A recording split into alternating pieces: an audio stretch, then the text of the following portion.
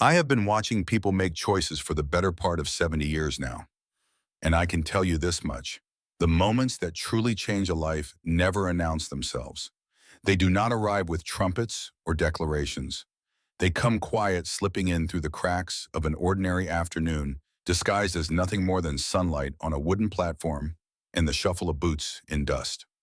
That September day in 1882, standing at the depot in Ridgewater, Virginia, I learned something about the difference between being chosen and being truly seen. The mountains have a way of teaching you patience if you survive long enough to listen. And this story, the one I carry closest to my chest after all these years, is about a man named Silas Greer, three sisters named Whitfield, and how being the one nobody wanted turned out to be the beginning of everything that mattered. The noon sun pressed down on the depot platform at Ridgewater, like a hand trying to push every soul gathered there straight into the earth. The town sat in the shadow of the Blue Ridge, a scattering of timber buildings and mud roads that called itself civilized on account of having a telegraph office and a general store with glass windows. Beyond the last buildings, the mountains rose in layered blue, ancient and indifferent to whatever theater was unfolding below. Horace Pembroke mopped his forehead with a handkerchief that had surrendered its whiteness 3 states back. He was a large man, Pembroke, the kind whose vest buttons lived in constant peril, and his voice carried across crowds the way a brass band carries across a county fair. He had brought 6 women from back east, each one promised to a man who had paid $15 and signed papers agreeing to provide shelter, food, and the legal protections of marriage. Ladies and gentlemen, Pembroke bellowed, smoothing his damp papers against the railing of the platform. We have assembled here today some of the finest women the eastern states have to offer, educated, capable, and ready to build lives in this great frontier. The crowd pressed close. Mountain men in worn wool and leather faces carved by wind and labor stood alongside their wives, who watched with expressions ranging from curiosity to the kind of judgment that requires no words at all. Children wove between legs, chasing a dog that had no interest in being caught. One by one, the women were called forward. Miss Catherine from Pennsylvania, who could read and cipher and had the pale, startled look of someone who had not fully understood what she was agreeing to until the train had already left the station. A timberman named Grady stepped up, tipped his hat, and led her away. She looked back once, then did not look back again. Miss Dorothy, accomplished seamstress. Miss Louise, trained in the domestic and healing arts. Miss Mary Elizabeth, whose father had been a deacon. Each name called each woman claimed each departure, widening the empty space on the platform like water receding from a shore. The crowd thinned too. Once the spectacle of selection was done, people drifted back to their lives, leaving behind only the curious and the cruel. But the real show, the one Pembroke had not planned and the crowd had not expected, was happening not on the platform, but beside it. Standing on the packed dirt below, holding a leather traveling bag in one hand and a book tucked under his arm, was Silas Greer. He was not a large man. That was the first thing anyone noticed, because in the Blue Ridge, size mattered the way it mattered everywhere. That survival depended on what your body could do. Silas stood, perhaps 5 feet 11 inches, lean as a fence rail, with the kind of build that suggested he had never swung an axe or wrestled a steer in his life. His clothes were well made but travel-worn, a white cotton shirt gone gray with road dust, a dark vest hanging open, trousers creased from days of sitting in coaches and rail cars. His boots were Eastern boots, polished leather now thick with Virginia mud, and they marked him as surely as a brand on cattle. This man did not belong here. His face was handsome in a quiet way. Not the rough handsomeness of mountain men with their sun-cracked skin and jaws like quarry stone, but something finer, more careful. Dark brown hair fell across his forehead, pushed back by habit rather than by any attempt at style. His eyes were the kind of brown that looked almost amber in certain light, warm and watchful, with the alertness of someone who had learned early that the world could turn on you without warning. Wire-rimmed spectacles sat folded in his breast pocket. He had taken them off when the crowd started gathering, as if removing them might make him less of a target. It did not. Pembroke had introduced him earlier, fumbling through the explanation like a man trying to sell a 3-legged horse at auction. We also have a gentleman, a Mr. Silas Greer from Philadelphia. He is responding to a particular advertisement placed by the Whitfield family of Whetstone Mountain, a mail-order husband arrangement. The laughter had started then, and it had not entirely stopped. It rippled through the remaining crowd in waves fed by whispered commentary and the pleasure people take in seeing someone more vulnerable than themselves. A red-bearded man big as a barn door had laughed loudest. Boone Suttree stood with his arms crossed, flanked by two men who matched his grin, if not his size. Suttree had a face made for sneering broad and weather-beaten with small eyes that calculated everything they saw. His laughter was not the careless kind. It was the laughter of a man who saw a threat being neutralized. This Suttree had called out loud enough to carry. "This is what the Whitfield girls ordered, a city boy white as chicken meat." He turned to the men beside him. "Virgil Orley, you seen this? The Whitfield sisters sent away for a husband and got a librarian." More laughter. Silas had felt it land on him like stones. Each burst of amusement, another small impact against his chest. His hand tightened on the handle of his traveling bag until the leather bit into his palm. But he did not drop his eyes. He fixed them on the mountains rising behind the town, those enormous blue shoulders of stone and forest. And he stared at them the way a drowning man stares at shore. The platform was empty now. All 6 women claimed. The crowd had thinned to perhaps 30 people. Most of them lingering out of the same instinct that makes people slow down when passing a wreck on the road. Pembroke shuffled his papers, sweat running freely down his face, despite the mountain air carrying the first hints of autumn cool. "Well, Mr. Greer, I am certain the Whitfield family will be along presently. The distance from Whetstone Mountain is considerable, and the roads are not always." He trailed off because there was nothing encouraging to say about the roads, or the distance, or the silence from the mountains where no riders appeared. Suttree stepped closer, dropping his voice just enough to pretend he was being discreet while ensuring everyone could hear. "I told you, Pembroke, those Whitfield girls are wild as bobcats. No man with sense gets near them, and no man without sense survives them." He looked Silas up and down like inspecting a fence post for rot. "This one will be back on the eastbound train inside a week, if the mountain does not kill him first." Silas said nothing. He was practiced at saying nothing. 20 years in institutions and workshops had taught him that silence was a better shield than argument. But his jaw was tight and the blood had risen in his face, and his fingers on the traveling bag handle were white. The minutes stretched. The sun moved.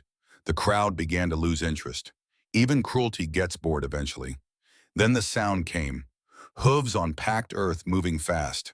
Not one horse, but 3 coming down the mountain road in a cloud of dust that rose behind them like the tail of a comet. The sound was thunder in miniature, rhythmic and growing, and every head in the depot yard turned toward it. They emerged from the dust like figures from a dream. 3 women on 3 horses riding with the kind of reckless confidence that comes from growing up on land that punishes hesitation. The lead rider sat a dark brown horse, her long chestnut hair streaming behind her, a battered cowboy hat pushed back on her head so her face caught the full force of the afternoon light. She was tall for a woman, lean and hard, in the way of someone whose muscles had been built by work rather than vanity, and she rode like the horse was an extension of her own body. Behind her on a gray speckled horse came a second woman, slightly smaller, with auburn red hair pulled back in a rough braid that had mostly come undone. A rifle rested in the scabbard on her saddle, its stock worn smooth with use. She had the kind of face that was beautiful and dangerous in equal measure. A sharp jaw, storm gray eyes that missed nothing, and a mouth set in a line that dared the world to give her a reason. The third rider brought up the rear on a smaller bay horse, moving fastest of all. She was the youngest, clearly, with dark honey blonde hair and amber eyes that caught the light like whiskey in a glass. She was laughing as she rode, her whole body alive with motion, and the sound of it cut through the dust, in the heat, in the lingering cruelty of the crowd, like a blade through cloth. The Whitfield sisters, Cora in front, Jessamine behind, Louisa bringing up the rear. They pulled up in a spray of dirt and gravel that made the nearest bystanders step back, and for a moment the depot yard was silent in the way that spaces become silent when something elemental enters them. Cora Whitfield swung down from her horse in one fluid motion. She was 27 years old, and every one of those years showed in the way she moved, not with the careful grace of a woman trained to be watched, but with the efficient certainty of someone who had been doing hard things alone for a long time. Her skin was sun-darkened to a golden tan scattered with freckles across her cheeks and the bridge of her nose. Her hands, when she pulled off her riding glove, showed calluses and a thin white scar across one wrist, where a rope had burned through to blood. She walked straight to Silas. The crowd held its breath. Suttree uncrossed his arms. Pembroke stopped mopping his forehead. Even the bow being chased by children paused to look. Cora stopped 3 feet from Silas and studied him. Not the quick, dismissive glance the crowd had been giving him all afternoon, but a real assessment. Her green eyes deep as forest shadow moved over his face, his hands, his dust-covered boots, the book still tucked under his arm. She took her time. She was not embarrassed by the silence, and she did not fill it with pleasantries. "You are Silas Greer," she said. Not a question, a confirmation. "Yes, ma'am, you know how to ride a horse." "No, ma'am." Just still mounted, let out a sound somewhere between a laugh and a groan. Behind her, Lou leaned forward on her saddle, eyes bright with something that might have been amusement or might have been pity. "Can you shoot?" Jess called down. "I have never held a firearm. Split wood, I have read about the technique." Silence again, the kind that falls before a verdict. Suttree started laughing, and this time others joined him, the sound building like a wave rolling toward shore. Cora turned to Pembroke. "This is the only one who answered the advertisement." Pembroke fumbled with his papers. "Miss Whitfield, there were 4 respondents initially. However, 3 withdrew upon learning the ATH particulars of the arrangement. The distances involved the isolation and the fact that we are the Whitfield sisters," Cora finished for him. Her voice carried no self-pity, only the flat acknowledgement of a fact she had long since accepted. Suttree stepped forward, then his boots heavy on the packed earth. "Cora," he said her name with a familiarity that made Silas's stomach tighten. "Enough of this foolishness. You need a real man up on that mountain. Someone who knows the land, knows cattle, knows how to keep you safe through winter. Not some city-bred bookworm who will freeze to death before Christmas." He moved closer, and his size became apparent. He stood a full head taller than Cora, and twice as wide, the kind of man whose physical presence was itself an argument. "Marry me. I have been asking for 2 years. I will take care of you. Take care of all 3 of you." Cora looked at Boone Suttree the way a woman looks at weather she has already decided to ride through. "If I wanted a bear in my house, Boone, I would have trapped one on the mountain." The laughter that erupted was different this time. It was not cruel. It was the startled, delighted laughter of people witnessing something they would tell their grandchildren about. Even Suttree's own men, Virgil and Orley, had to turn away to hide their grins. Suttree's face went dark as a storm front. His hands curled into fists at his sides, and for a moment the air between him and Cora crackled with something that felt close to violence. But Cora did not step back. She did not even blink. She stood her ground the way the mountains stood their ground, not through effort, but through the simple fact of being immovable. Then she turned back to Silas. She looked at him one more time, long and searching, and whatever she found in his face, in his steady eyes, and his white-knuckled grip on that traveling bag seemed to settle something in her.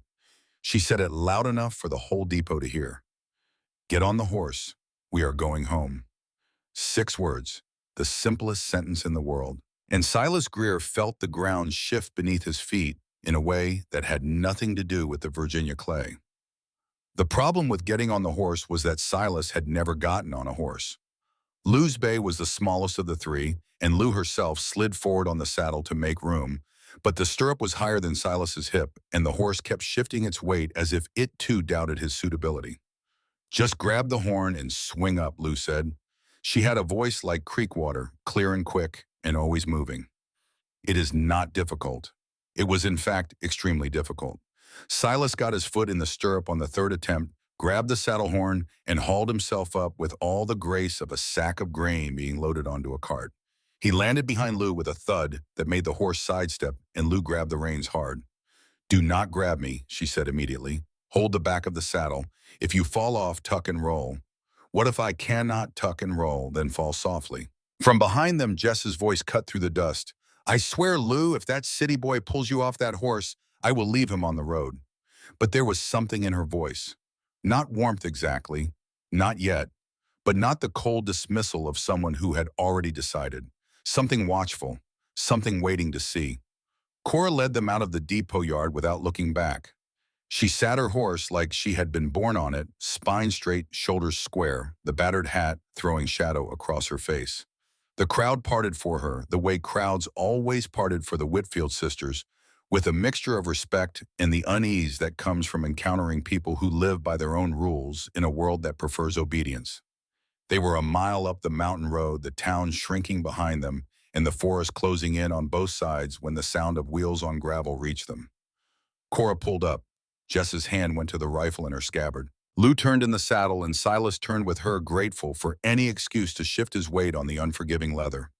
Horace Pembroke drove a small hired buggy with the desperation of a man who knew he was making a mistake, but could not stop himself from making it. He pulled across the narrow road, blocking their path, his horse blowing hard from the uphill chase. Miss Whitfield, he was breathing as hard as his horse. I must insist, there are documents, legal obligations. I cannot in good conscience allow this arrangement to proceed without full disclosure. Cora said nothing. She sat her horse and waited with the patience of stone. Pembroke took her silence as invitation. Mr. Greer, he said, turning to Silas with the expression of a man delivering bad news he secretly enjoyed delivering. I have a duty to inform you of certain facts regarding the Whitfield family.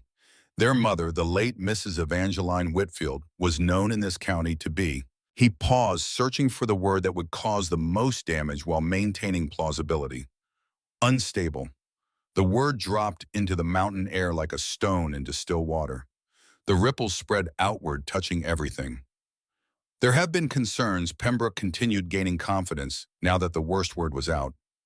Concerns about hereditary tendencies.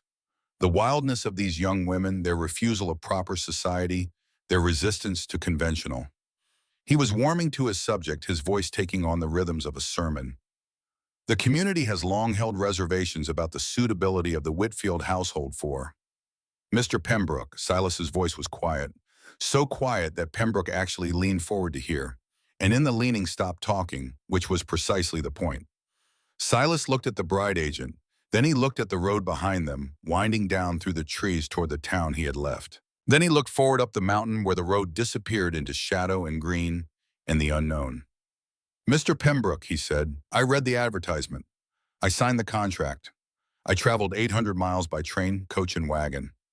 And then I rode 20 miles on the back of a horse I do not know how to ride, holding onto a saddle while a young woman I just met told me to fall softly if I fell off. He shifted on the saddle. His voice did not rise. That was the remarkable thing. It did not rise at all. I do not need you to tell me where I am going. I have already chosen. The silence that followed was different from any silence that had come before it. Pembroke's mouth opened, closed, opened again. His papers rustled in his hands. The trees on either side of the road stood witness, their leaves just beginning to turn with the first cool of autumn. From her horse, Jess spoke first. Not to Pembroke, to Silas. That was decent, city boy. Her voice had changed. Not soft, Jessamine Whitfield's voice might never be soft, but something in it had opened like a door, letting in a crack of light. Pembroke gathered himself, tried once more. Miss Whitfield, I simply think you have delivered your opinion, Mr. Pembroke. Cora's voice cut clean. You have your fee. We have our husband. Ride back to town. She turned her horse and started up the road without waiting to see if he followed her instruction. He did. They heard his buggy wheels turning, the creak of springs, the diminishing clatter as he retreated down the mountain. They rode the rest of the way in the silence of people who have passed through something together and come out the other side changed by it.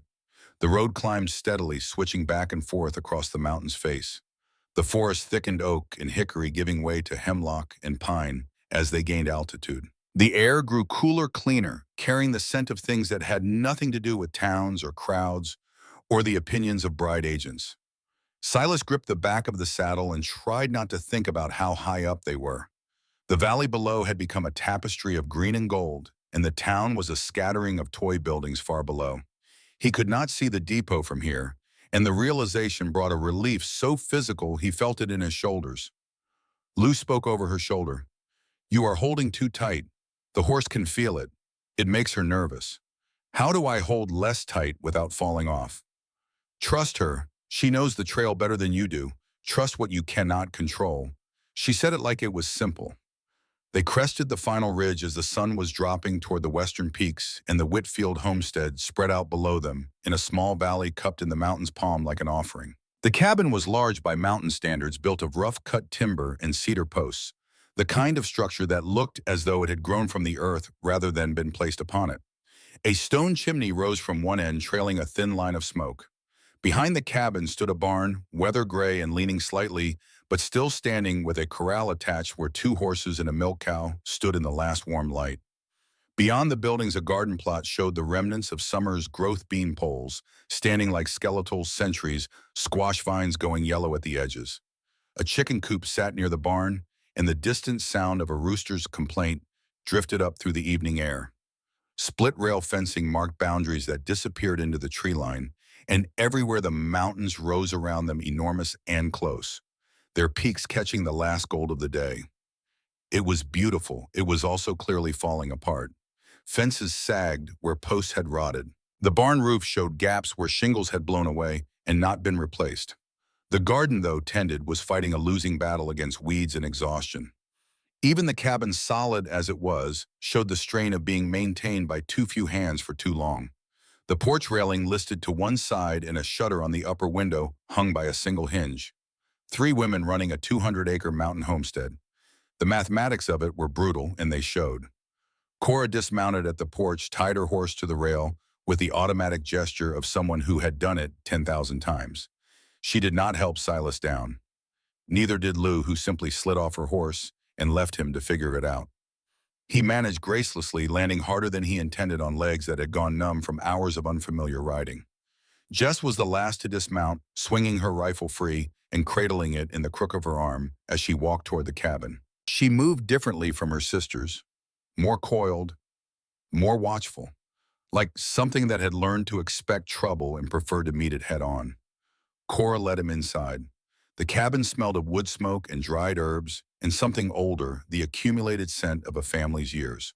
A large main room served as kitchen and gathering place, dominated by a cast-iron stove and a table big enough for six, though only 4 chairs remained. Shelves lined one wall, stocked with preserving jars and crockery. A rifle rack held 2 guns. Dried flowers hung from the ceiling, beams remnants of some summer gathering, now faded to brown. Everything was clean but worn. Everything had been used hard and maintained carefully. There was no decoration for the sake of beauty, no curtains chosen for their pattern, no touches that existed solely to please the eye. This was a house built and maintained for survival, and it did not apologize for it. "Your room," Cora said, pushing open a door at the back of the kitchen. The space was small, a narrow bed with a corn shuck mattress, a washstand with a chipped base and hooks on the wall for clothes, and one small window that looked out on the mountain slope behind the cabin. A bolt lock sat on the inside of the door, iron and new. "Lock on the inside," Cora said. "Both doors. Nobody comes in unless you invite them." Silas set his traveling bag on the bed. The mattress rustled under its slight weight. He looked at the lock, at the small window, at the clean, bare walls of a room prepared for someone who had not yet arrived. Someone had made this bed with fresh linen. Someone had swept the floor and set a candle on the washstand. Someone had thought about what a stranger would need and provided it without excess. He noticed something on the small shelf above the washstand, a book, its spine cracked and its cover worn soft with handling. He reached for it and felt the weight of old paper in his hands. Paradise Lost, John Milton. The leather cover had been repaired more than once, stitched with the kind of careful needlework that spoke of love rather than skill. That was our mother's. Lou had appeared in the doorway, leaning against the frame with her arms crossed. She read it every night before she could not read anymore. The words hung in the air between them, carrying more weight than their surface of meaning. Before she could not read anymore. Not before she stopped reading. Before she couldn't fun. Silas held the book carefully, the way he had held thousands of books in Mr. Halloway's shop, with the reverence of someone who understood that bound pages could contain entire worlds. "What happened to her?" he asked, and immediately regretted it, because Lou's amber eyes went dark for a moment, like clouds crossing the sun. "She died," Lou said. "Winter 4 years ago." And then she turned and walked away, leaving the question hanging in the air like smoke that refuses to clear. That first evening they sat around the table. Cora had made a simple meal, buns and cornbread and salt pork served without ceremony on plates that did not match. The food was plain but filling, prepared with the efficiency of someone who had been cooking for survival rather than pleasure for a long time. Silas ate in silence, watching the 3 sisters interact.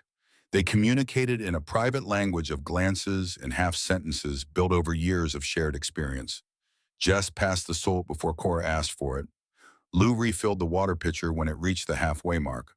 Cora divided the cornbread into 4 equal portions without measuring, and the precision of her estimate spoke of long practice feeding a specific number of mouths. The rules, Cora said when the plates were empty. Silas straightened in his chair. You sleep in your room, we sleep in ours. The boundary does not move.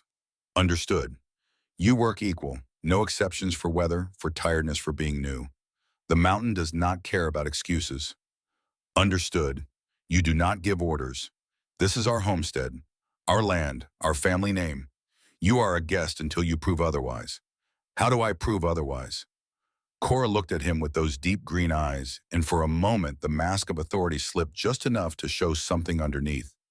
Something that might have been uncertainty or hope, or the exhaustion of a woman who had been strong for so long, she had forgotten what it felt like to share the weight. We will know when it happens, she said. If it happens, the marriage will take place when both sides agree, and only when both sides agree. Nobody is forced, nobody is trapped. If you want to leave, you leave. The eastbound coach runs twice a month. Jess leaned back in her chair, arms crossed, the posture of someone preparing to enjoy a show. So she said, what exactly can you do? Besides read books? Silas considered the question. Not the mocking version of it that Suttree had thrown at the depot, but the genuine inquiry underneath Jess's sharp edges. She wanted to know. They all wanted to know. They had gambled on an advertisement and a stranger, and now the stranger was sitting at their table, and the reality of what they had done was settling over all of them like evening cold. I can cook, he said. My mother taught me before she passed, and I can repair things. I was a bookbinder by trade. My hands are accustomed to detailed work. Jess made a sound that was not quite a laugh. Detailed work. That will be useful when the roof needs patching in a blizzard. Lou Quieter asked the question that mattered. Why did you answer the advertisement? What are you running from? Silas looked at her, then at Jess, then at Cora. 3 pairs of eyes, 3 different shades of suspicion and curiosity watching him across a table in a mountain cabin as darkness pressed against the windows and the fire popped in the stove. I am not running from anything, he said. I am looking for something. Looking for what a place where being different from everyone else is not a problem. The silence that followed was not uncomfortable.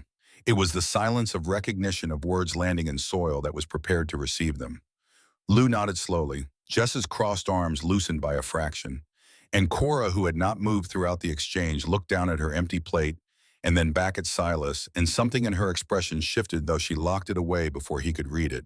Enough talk, she said. Morning comes early. She stood, cleared the plates, and the evening was over. That night, in his narrow room with the bolt thrown on both doors, Silas lay on the corn-shuck mattress and listened to the mountain. The wind spoke through the trees in a language he did not know. An owl called from somewhere close, and something larger moved through the undergrowth beyond his window. The cabin creaked and settled, boards contracting as the day's warmth leaked away. Through the thin wall, he could hear the sisters in their room. Not words, just the murmur of voices, the rhythm of people who had shared space so long their nighttime sounds were as familiar as breathing. A soft laugh from Lou, a sharp word from Jess cut short, then quiet. Silas opened the copy of Paradise Lost by candlelight and read the opening lines. Of man's first disobedience, and the fruit of that forbidden tree, whose mortal taste brought death into the world and all our woe. Evangeline Whitfield had underlined passages throughout. Her handwriting was cramped and urgent, nothing like the careful penmanship taught in schools. In the margins, she had written notes. Single words mostly. Yes or no, or sometimes, or always. The markings of a mind in conversation with a text, wrestling with its ideas, refusing to accept them passively. He closed the book and blew out the candle. In the darkness, the mountain pressed close, and for the first time in months, the weight on Silas Greer's chest eased by a fraction. Not hope exactly. He had learned to be careful with hope, but the absence of the despair that had been his companion since Mr. Holloway's death and the loss of the bookshop. A small space newly cleared where something might take root if given time and quiet and a chance. The rooster woke him before dawn. Not a gentle sound. The rooster crowed like it was announcing the second coming and was personally offended that the world had not prepared. Silas rolled out of bed, his body aching in places he did not know could ache, and dressed in the gray half-light. When he reached the kitchen, all three sisters were already there. Cora at the stove, Jess at the table sharpening a knife with long practice strokes, Lou feeding the fire. They moved around each other without speaking, without colliding a choreography learned over years of shared mornings. Silas stood in the doorway, uncertain where he fit in this dance. Then he moved to the water pump, filled the coffee pot, set it on the stove beside Cora's pan. She glanced at him. Not gratitude exactly. Acknowledgement. He existed. He was trying. That was enough for now. The first week was a catalog of failure. Silas picked up the axe, swung at the chopping block, and watched the axe bounce off the wood and nearly take his left foot. He tried to milk the cow and received a kick to the shoulder that left a bruise the shape of a hoof print. He attempted to fix the sagging porch railing, drove a nail through his own thumb, and had to sit on the steps with his hand wrapped in a rag while Jess walked past and said nothing, which was somehow worse than anything she could have said. He could not catch the chickens. He could not identify the difference between the plants Lou wanted weeded and the plants she wanted kept. He could not sharpen an axe, saddle a horse, read the weather in the clouds, or walk the mountain trails without turning his ankle on roots that seemed to reach for him specifically. But he got up each morning before dawn. He tried each task again. When he failed, he asked Lou who was the most willing teacher to show him once more. He carried a small notebook in his shirt pocket and wrote down everything: the angle of the axe, the position of hands on the udder, the names of plants and their purposes, the sounds the forest made before rain. And he cooked. That first supper, he made potatoes fried crisp with wild onions and salt pork seasoned with a blend of dried herbs he had brought from Philadelphia in a small tin settled over the table like a benediction. The sisters ate in silence, the silence of people tasting something they had forgotten they missed. Lou broke it. "This is the best meal since Mama was alive." Nobody spoke for a long time after that. Jess stared at her plate. Cora set down her fork carefully, like she was setting down something much heavier. And Silas understood that he had stumbled upon something far more powerful than competence. He had stumbled upon memory and the tender, terrible territory that surrounded it. The days found their rhythm. Silas woke before dawn, built the fire-started coffee. Cora assigned the day's work. Jess handled the livestock and the hunting.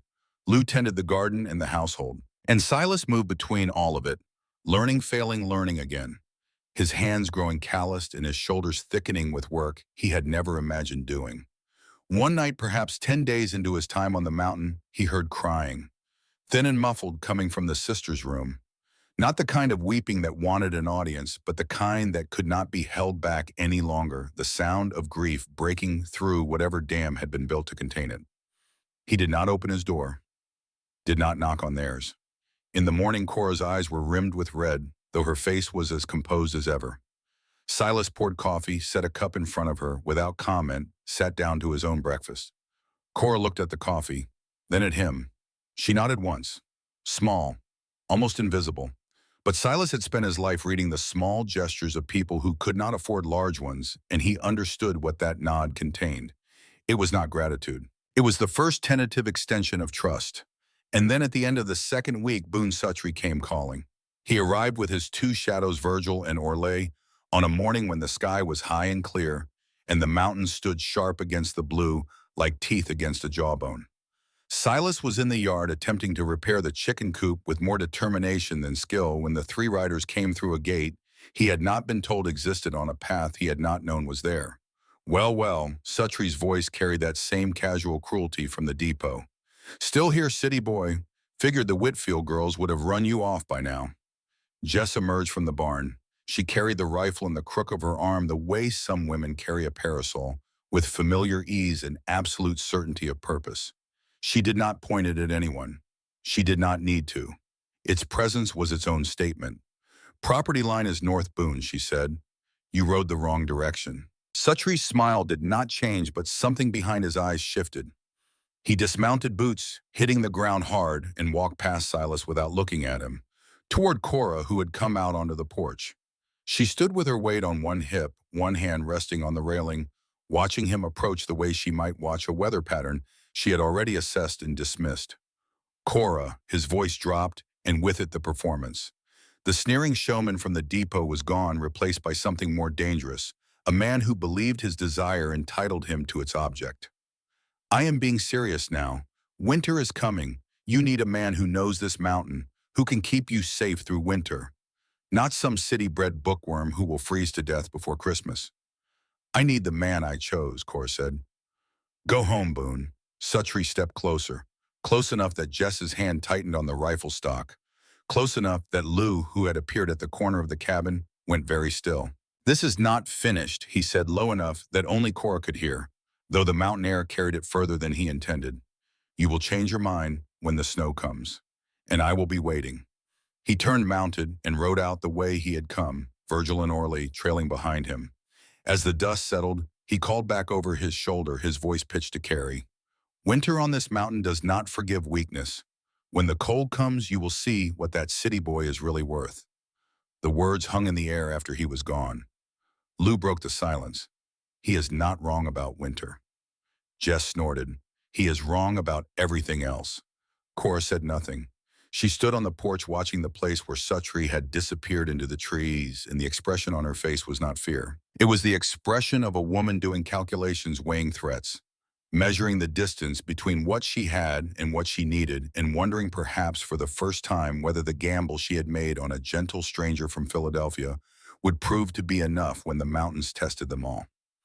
That evening after supper, after the dishes were cleared and the fire banked for the night, Silas sat on the porch and looked at the stars. There were more of them here than he had ever seen. In Philadelphia, the sky held perhaps 100 points of light, struggling against the glow of gas lamps and the smoke of industry.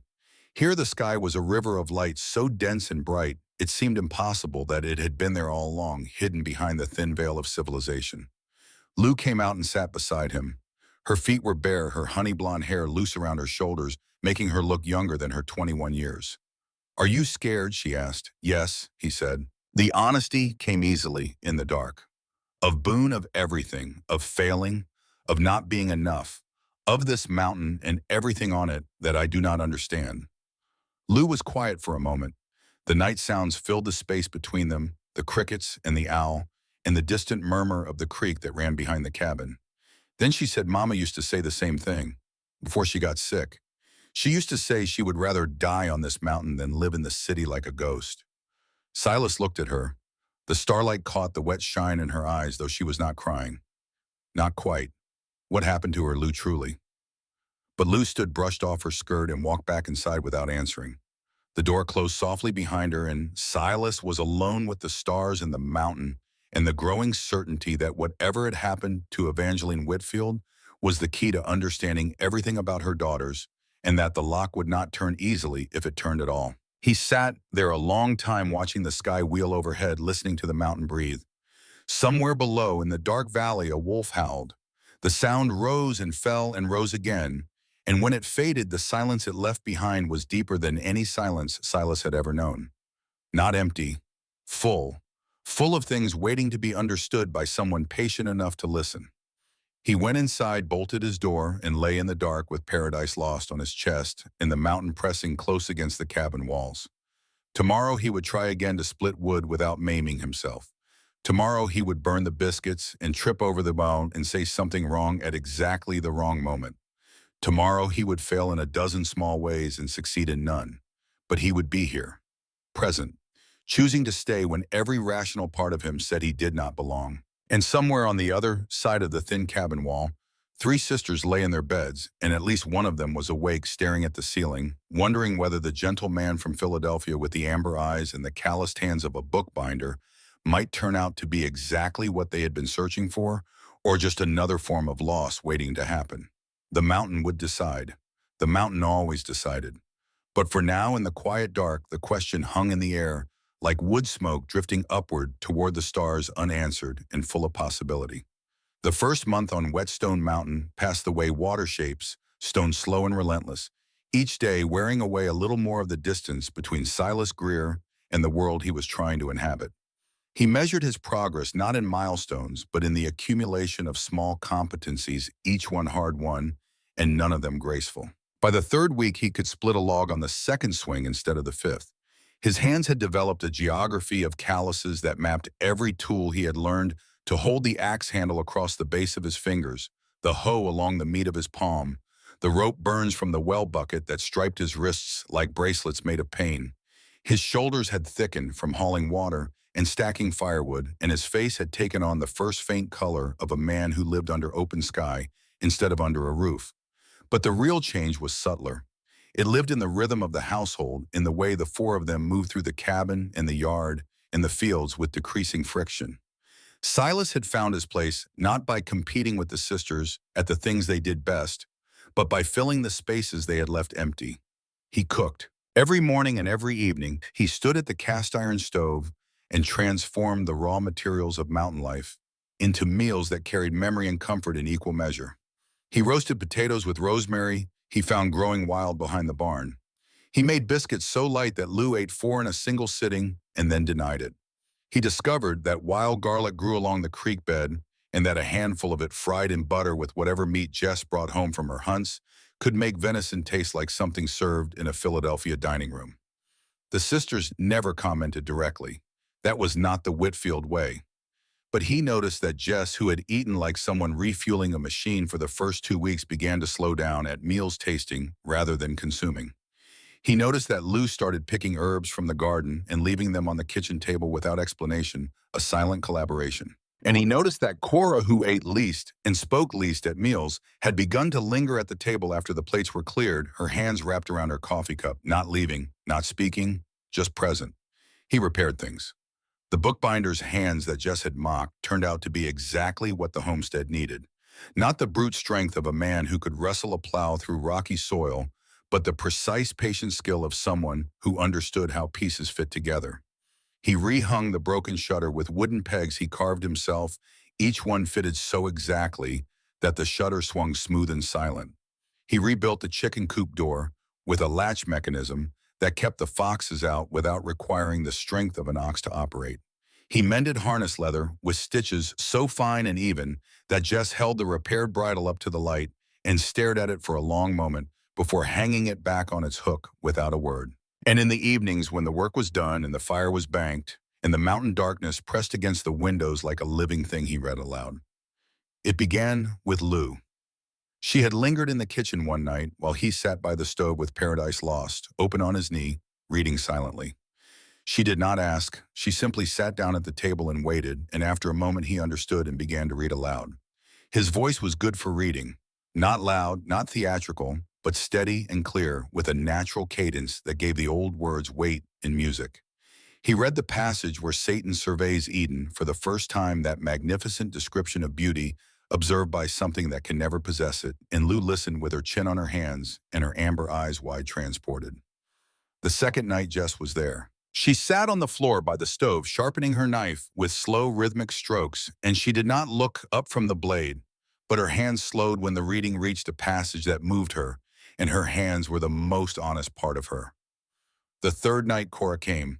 She brought her mending basket and sat in the chair nearest the stove, needlework in her lap, and she said nothing about why she was there or what she expected. She simply existed in the same space as the words, and the four of them, bound by firelight, and Milton's ancient cadences became something they had not been before. Not quite a family, not yet, but a household that shared more than walls and work. Silas read the passage about Eve's creation, about the first awakening of consciousness in a world that had not yet learned cruelty, and in the firelight he saw Cora's needle stop moving. She stared at the flames, and whatever the words stirred in the place where she kept her mother's memory, it softened the hard line of her jaw and made her look for just a moment like the girl she must have been before the weight of the mountain fell on her shoulders. He did not comment. He had learned that with the Whitfield sisters, the most important things happened in the spaces between words, and that naming them was the surest way to make them disappear. The morning he fell from the roof changed everything. He had been patching a section where rain had worked through the shingles, finding a persistent leak that dripped onto the kitchen floor during storms. The work required climbing, and climbing required trust in footholds that the mountain weather had been quietly undermining for years. His boot found a soft spot in the cedar shake, and in the half-second between realizing the surface was giving way and the impact of his body on the ground below, Silas Greer understood with perfect clarity that gravity did not care about determination or good intentions. He landed on his left side, his shoulder taking the worst of it, the air driven from his lungs in a sound that was part gasp and part prayer. The pain was extraordinary, a white flash that started in his shoulder and radiated outward until his entire body was a single throbbing note. Cora reached him first. She had been crossing the yard when she saw him go, and she covered the distance in seconds, dropping to her knees beside him in the dust. Her hands moved over his shoulder, his arm, his ribs, checking for the specific damage, with the efficiency of someone who had treated injuries before. Do not move. Where does it feel broken? Shoulder, maybe ribs. He could not get enough air to say more. She ran her fingers along his collarbone, down the line of his shoulder blade, pressing gently at each point, while he gritted his teeth against the sounds that wanted to escape. Not broken, she said finally. Separated, maybe. Bruised deep. You will hurt for weeks, but nothing is out of place. She helped him sit up, and that was when his torn shirt fell open, and Cora Whitfield saw what Silas Greer had carried hidden against his skin since childhood. The scars ran across his back in parallel lines, some faded white and thin as thread, others thicker and raised the kind of marks that come from repeated impact on the same tender ground. They were old, healed long ago, but they told their story with the clarity of a document written in flesh. Someone had beaten this man. Not once, not in anger, but many times with method and purpose over years. Cora's hands went still on his shoulders. The air between them changed, thickened with something that had no name, but carried the weight of recognition. She knew these marks, not because she bore them herself, but because she understood in the deep place where understanding lives what it meant to carry damage that the world could not see. That night after supper, after Lou and Jess had gone to bed, and the cabin was quiet except for the fire and the wind, Cora sat at the kitchen table and waited. Silas came out of his room, drawn by something he could not name, and found her there with 2 cups of coffee and the look of a woman who had made a decision. Sit down, she said. He sat. Tell me. He told her. Not everything, not all at once, but enough. The orphanage in Philadelphia. His mother's death from consumption when he was 8, her coughing filling their small room for weeks, until one morning it stopped, and the silence was worse than any sound. His father, who had left before Silas was born, a name on no document, a face in no memory. The Reverend Aldous Henshaw, who ran the orphanage with a Bible in one hand and a leather strap in the other, who believed that orphan children carried the sins of their parents and that those sins could be beaten out like dust from a rug, who singled out the quiet ones, the reading ones, the ones who looked at the world with curiosity instead of obedience, because curiosity was the devil's tool and obedience was God's own requirement. Silas had been beaten for reading after lights out, for asking questions during scripture lessons, for keeping a journal, for crying, for not crying, for looking at Henshaw directly and for not looking at him directly. The rules shifted like sand, and the only constant was the strap and the small room with the locked door where Silas learned to count the marks on the ceiling while his back burned and his mind went somewhere else, somewhere far away, somewhere that smelled of ink and paper and the dusty sweetness of old books. He escaped at 16, walked out of the orphanage on a January night when the snow was falling so thick that his tracks were covered before he reached the end of the block. Walked until he could not walk anymore, and then crawled, and then lay in a doorway on Chestnut Street, prepared to die, which seemed preferable to going back. Mr. Halloway found him there. Edmund Halloway, 63 years old, proprietor of Halloway & Son booksellers, though there had never been a son. A small man with enormous eyebrows and hands permanently stained with binding glue, who looked at the half-frozen boy in his doorway and said, "Can you read?" "Yes, sir." "Then you might as well come inside." For 12 years, Halloway's shop was the only home Silas knew. Halloway taught him bookbinding, the ancient craft of taking loose pages and giving them structure, spine protection. He taught him that a book was not merely words on paper, but an act of faith, a belief that what was written deserved to survive. He taught him to repair damaged volumes with a patience that bordered on reverence, to match paper and leather and threads so precisely that the repair was invisible, the wound healed without a scar. And he taught him by example rather than instruction that gentleness was not weakness, that a man could be quiet and still be present, that the best way to earn trust was not to demand it, but to deserve it, or do one small action at a time. Halloway died 2 years ago, Silas said. His voice had gone flat, the way voices go when they are carrying too much. A stroke sudden and complete. He was at his workbench repairing a first edition of Walden. They found him with the glue brush still in his hand. the shop creditors. Holloway had debts I did not know about. They took everything. The building, the inventory, the tools. I was on the street again, 16 years old again, except I was 26 and the world had fewer doorways. Cora had not moved during the telling. Her coffee sat untouched, cooling in the cup. The fire had burned down to embers and the kitchen was dark except for the glow. The advertisement, she said. The advertisement. He nodded. I was not looking for a wife. I was looking for a place where the fact that I do not fit the world's idea of what a man should be would not be the most important thing about me. Cora was quiet for a long time. Not an empty quiet, a full one, the sound of a mind working through something heavy and finding the place where it fits. Then she said, our mother was not from here. He waited. Evangeline Pierce. Her family had money. Not much, but enough to give her a parlor education and expectations of a particular life. She liked books too much, liked walking alone too much, liked asking questions that had no comfortable answers. Her family decided she was ill, not physically. Her mind, they said, unnatural interests, unladylike curiosity. They sent her to an institution in Richmond to be corrected. The word corrected landed in the dark kitchen like a stone dropped in deep water. She was there for 2 years, Cora continued. She never told us exactly what happened, but when she came out, she was different. The curiosity was still there, but it was wrapped in something else now. Fear, maybe, or the memory of fear. She left Virginia, walked into the mountains because mountains do not judge. Our father found her on the trail above Ridgewater. Barefoot, hair tangled, clutching that copy of Paradise Lost like it was the only proof she existed. She looked at Silas across the table, and in the ember light, something between them shifted quiet as a latch turning. He loved her, Cora said, completely and without conditions. He never tried to change her, never told her to be quieter or smaller or more like other women. He built this cabin with his own hands and told her she could fill it with whatever she wanted. Books, wildflowers, silence, noise, anything. And she was happy. For years she was happy. What changed the winters? Cora's voice tightened. The isolation. Father was gone for weeks, sometimes running trap lines or selling timber in town. And the darkness would come into her mind the way darkness comes into these mountains, not all at once, but seeping, creeping, filling every low place until there was no light left.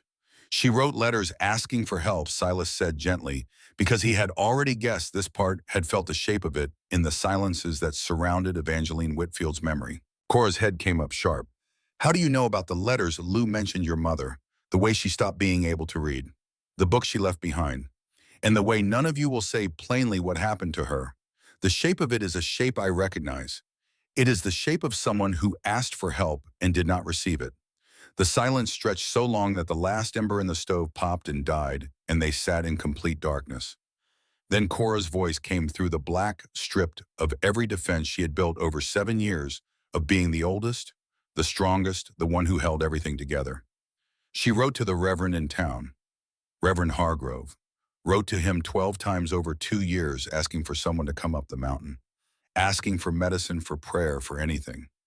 She was drowning Silas. Right here in this cabin with 3 daughters who loved her and a husband who would have moved heaven for her, she was drowning. And she wrote to the one person in the valley whose job it was to save souls, and he never came. Her breath caught. Not a sob. Cora Whitfield did not sob, but something close to it, something that lived in the same territory. She died in a snowstorm. February, she went out to find a calf that had wandered from the barn. Father was away. I was 14. Jess was 11. Lou was 7. We waited all night. In the morning, I went looking and found her a half-mile from the cabin. The calf was alive, sheltered in a hollow she had found for it. She was sitting against a tree, frozen. Peaceful, they said, like she fell asleep.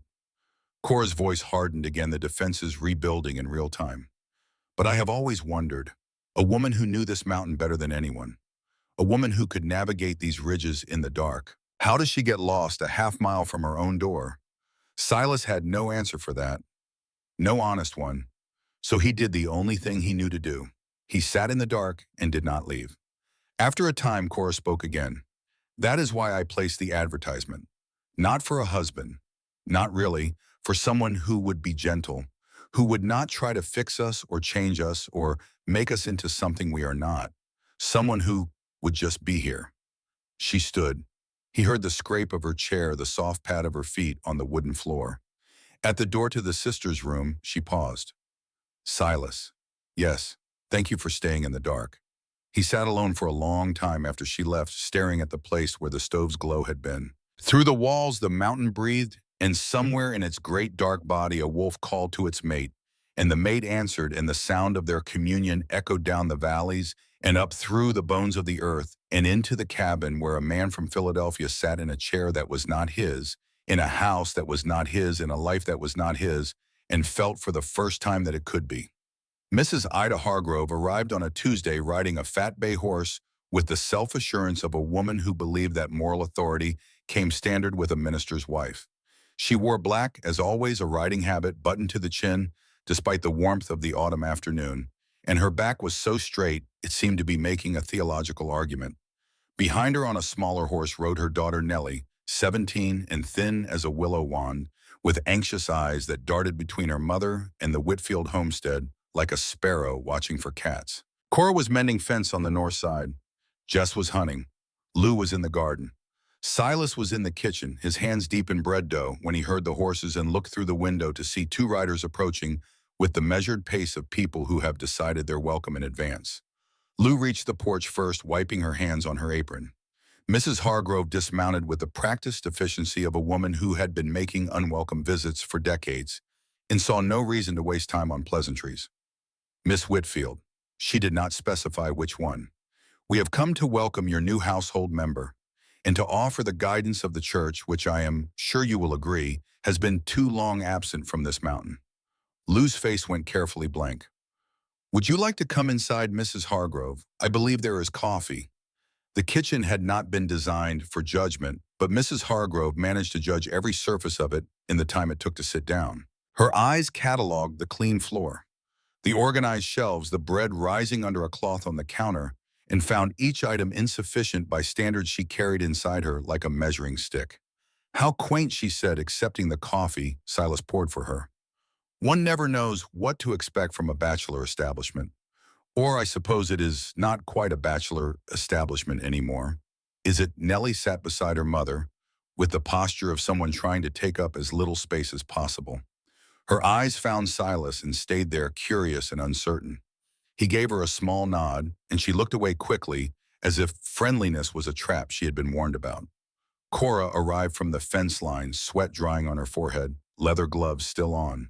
She stood in the doorway and looked at Mrs. Hargrove, the way she looked at everything that entered her territory, uninvited, with assessment, impatience, and the quiet readiness to act if necessary.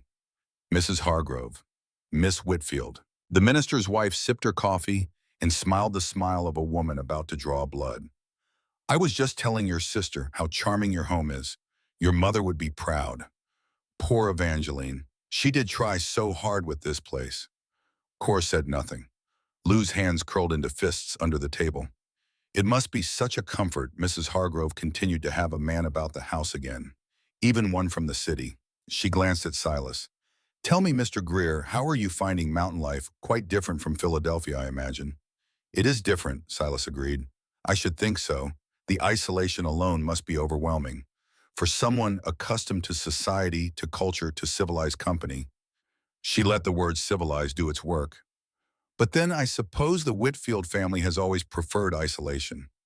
Even dear Evangeline, rest her soul, seemed to resist any attempt at proper Christian community. The temperature in the kitchen dropped.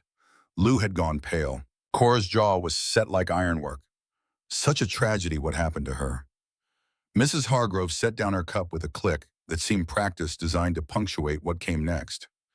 People in town still talk about it, you know. A woman going out in a storm like that. Some say she was brave. Others say she was well. She paused, moistened her lips. They say the apple does not fall far from the tree. The implications settled over the table like poison. Nellie's face had gone red. She stared at her hands and said nothing.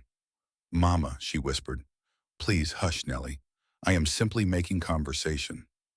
Cora spoke, and her voice was the voice of granite, of the mountain itself. Our mother died saving a calf in a blizzard. She died doing what needed to be done.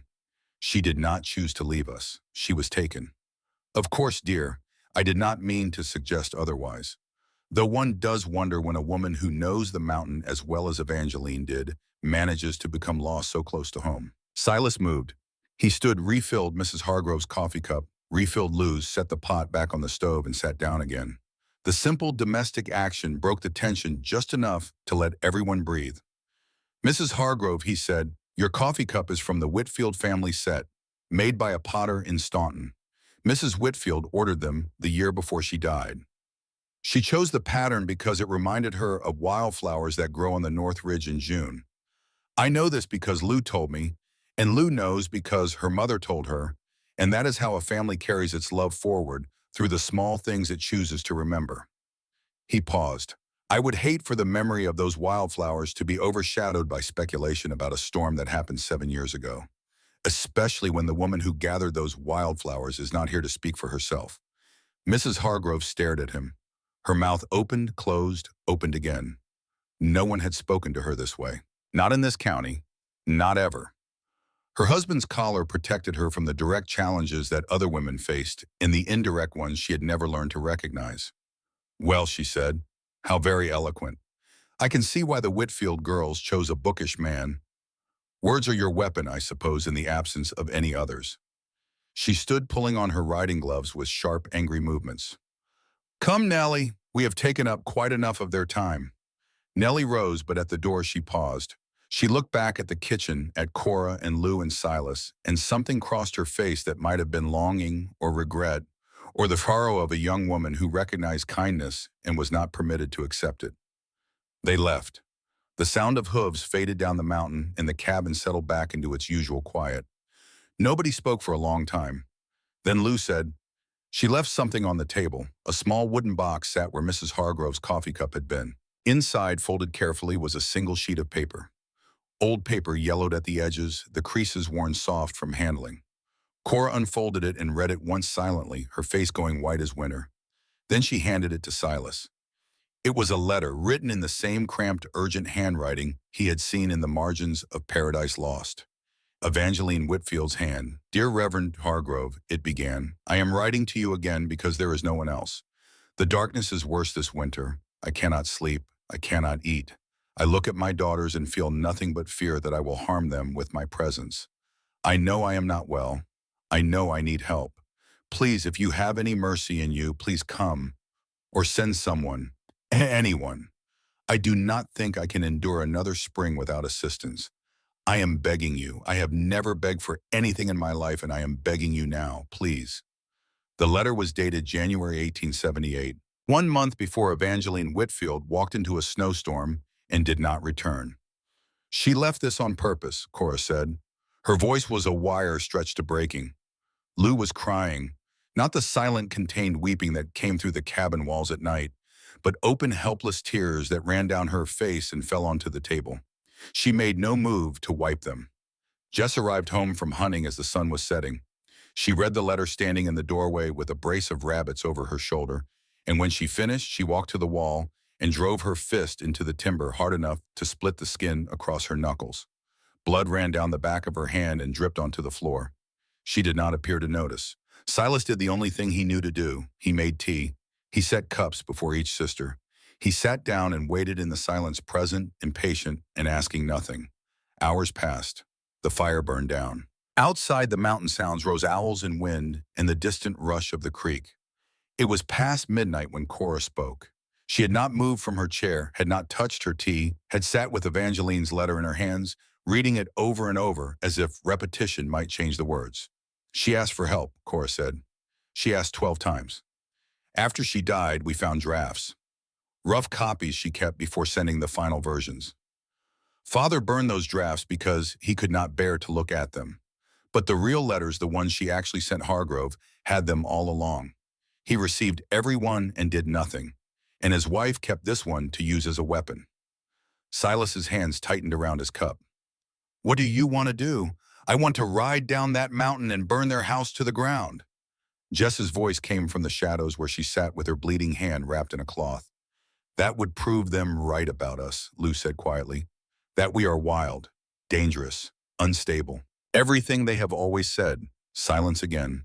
Then Silas spoke carefully, knowing that what he said next would matter more than anything he had said since arriving on this mountain. When I was in the orphanage, there was a boy named Thomas Crane, bigger than me. Mean in the way that children are mean when they have learned it from adults. He tormented me for years, took my food, tore pages from any book I tried to hide. Once he held me down while Henshaw used the strap, and he counted the blows out loud like a game. He paused. The sisters were listening, and all three of them, their grief suspended for a moment by the gravity of his voice. When Thomas Crane got scarlet fever, Henshaw would not call a doctor, said it was God's will. The other children stayed away because they were afraid of catching it. But I went to him at night, brought him water, told him stories to keep him calm when the fever made him see things that were not there.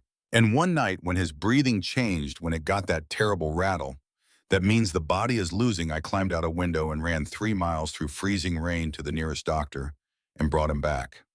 Why, Lou asked. Because I knew what it felt like to need help and have no one come. And I decided that I would never be the person who did not come, no matter who was asking, no matter what they had done to me. The kitchen was very still. Your mother wrote 12 letters, Silas said.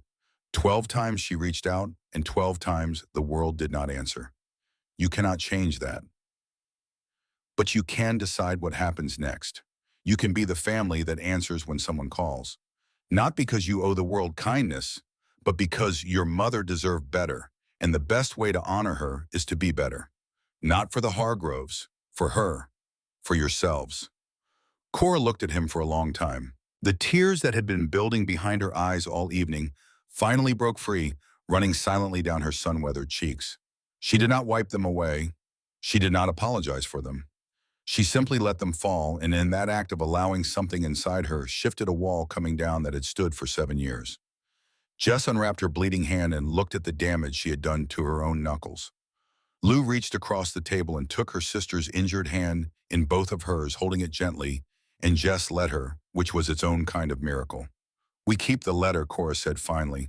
We keep all of them if we can find the rest, not to use as weapons. To remember that when someone asks for help, you answer. She looked at Silas, and the expression on her face was the look of someone seeing clearly, perhaps for the first time, the full shape of the person sitting across from her. She did not name it. He did not ask her to. But the air between them changed, and they both knew it, and the knowing was enough. Autumn deepened. The leaves turned. The mountains caught fire in colors so vivid they hurt to look at, crimson and gold and burnt orange cascading down the ridges like God had tipped over his paint box.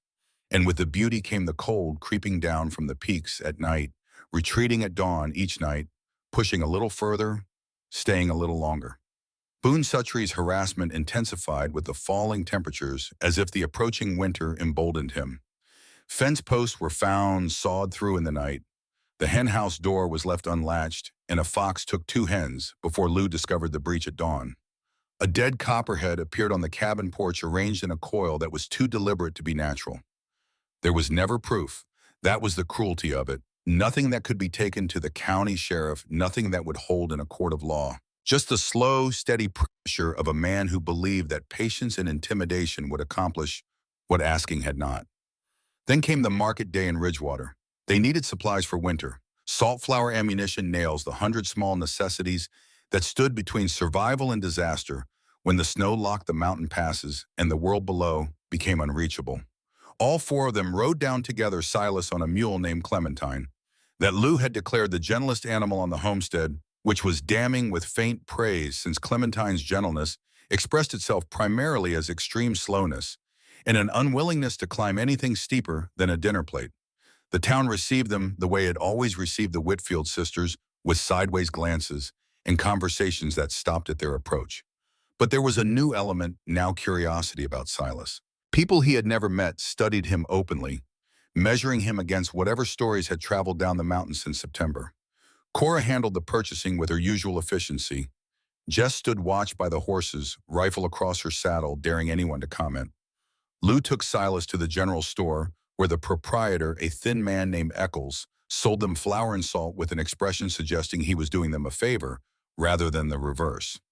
Silas was behind the store loading supplies onto the mule when Boone Suttrie found him. Not alone. Suttree had Virgil and Orly and a fourth man, someone Silas did not recognize, a squat, heavy-jawed individual who stood with his arms crossed and his feet planted wide, the posture of a man who had come for a specific purpose. City boy. Suttree leaned against the wall, casual, a posture designed to contrast with the tension radiating from his companions. Still playing house on that mountain. Must be getting cold up there at night. Though I hear the Whitfield girls know how to keep warm. Silas set down the flour sack he was carrying. His hands, he noticed, were steady. That surprised him. Mr. Suttree, you do not belong here, said with the flat certainty of a man stating natural law. You do not know this land. You do not know these mountains.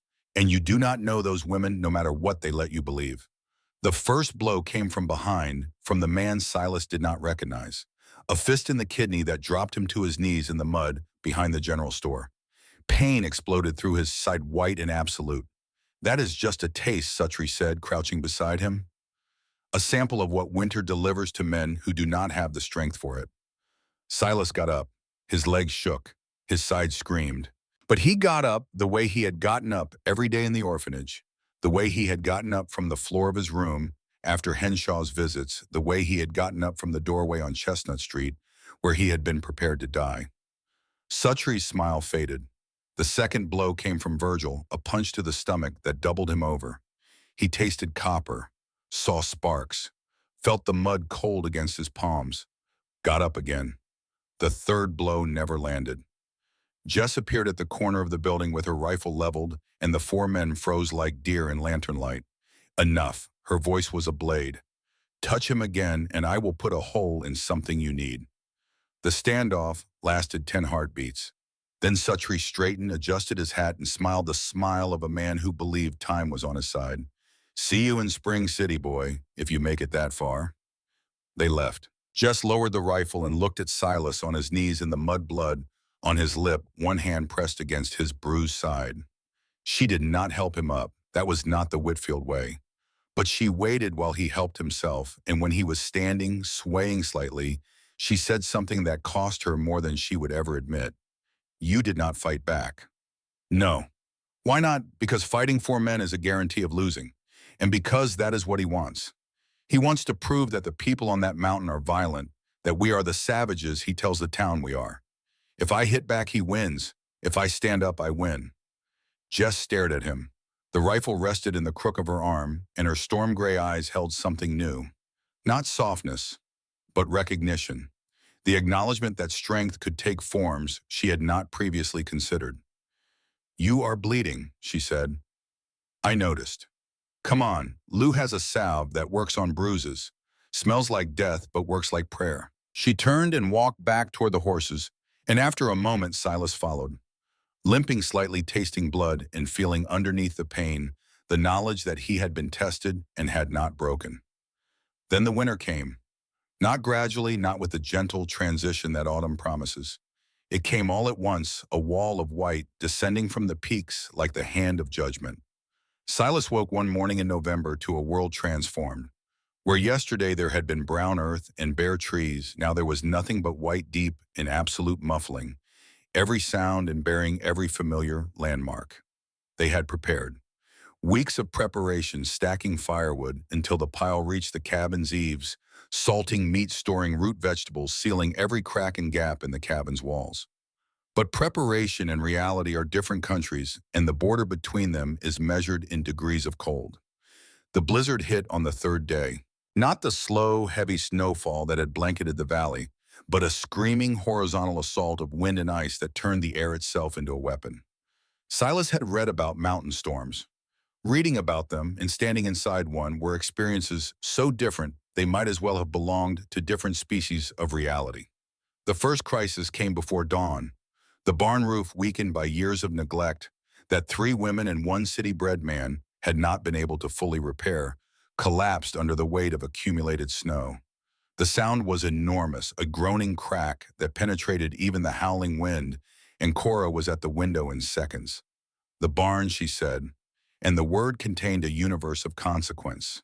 Their horses were in the barn, their feed stores were in the barn, the tools they would need to survive the remaining months of winter were in the barn.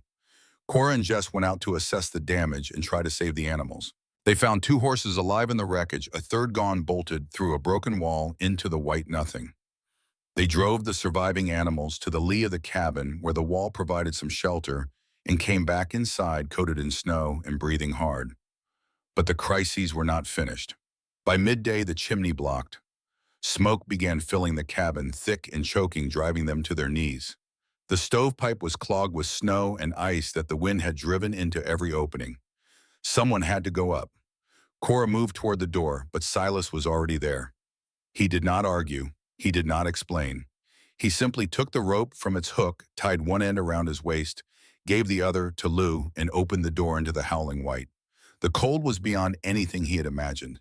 It was not a sensation but an assault, an active hostile force that drove through his clothing and into his skin and down into his bones within seconds. The wind tore at him, trying to rip him from the ladder, from the roof, from the world. Snow blinded him. Ice formed on his eyebrows, his lashes the stubble on his chin.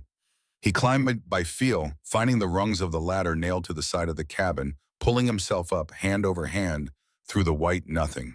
The rope at his waist was his only connection to warmth, to life, to the three women below who held it and held him and did not let go. On the roof, he crawled to the chimney on his belly, the wind trying to roll him off with every gust. The chimney cap was buried under a dome of frozen snow. He beat at it with his bare hands because gloves would not give him the grip he needed, and the ice tore at his skin and his fingers went numb, and still he dug because the alternative was smoke filling the cabin and four people slowly suffocating while a blizzard raged outside. The ice broke. The chimney cleared. Smoke erupted from the opening in a black geyser that the wind shredded and scattered.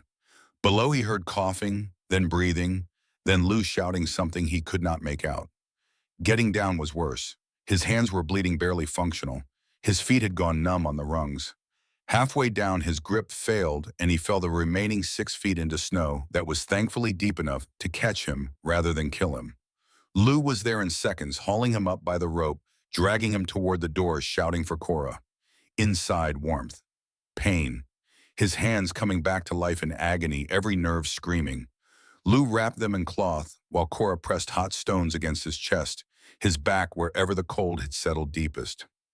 Jess stood at the window watching the storm, her rifle in her hands, because holding it gave her something to do besides feel helpless. By the second evening, Cora and Jess had not returned. They had gone out that morning to find the horses that bolted from the collapsed barn. 2 hours, Cora had said. We know where they shelter when the weather turns, the hollow below the South Ridge. 2 hours and we will be back. 8 hours had passed. The blizzard had doubled its fury, and the trail to the South Ridge was buried under drifts that reached a man's chest. Lou stood at the window, her face pressed against the glass, fogging it with breath that came too fast. They know the mountains, she said, but she said it the way people say things they are trying to believe. Silas pulled on every piece of clothing he owned. His hands, raw and bleeding from the chimney, screamed when he forced them into gloves. Lou grabbed his arm. You cannot go out there. You do not know the trails. You will die. Your sisters are out there, and if you die looking for them, I lose everyone in one night. He looked at her. 21 years old, standing in a cabin that was shaking with wind, watching the last person left inside prepare to walk into a storm that could kill him in minutes. Her amber eyes held terror, and something else, the desperate calculation of a woman measuring one risk against another. Show me the trail, he said. Draw it. Every landmark, every turn, every rock and tree.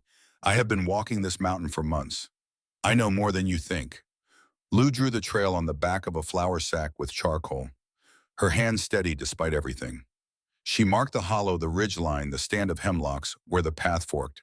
She tied a rope around his waist and anchored the other end to the porch post at enough length to reach the tree line where the trail began. If the rope goes slack for more than 10 minutes, she said, I am coming after you. He went out. The storm swallowed him in 3 steps. The world became white noise and white nothing.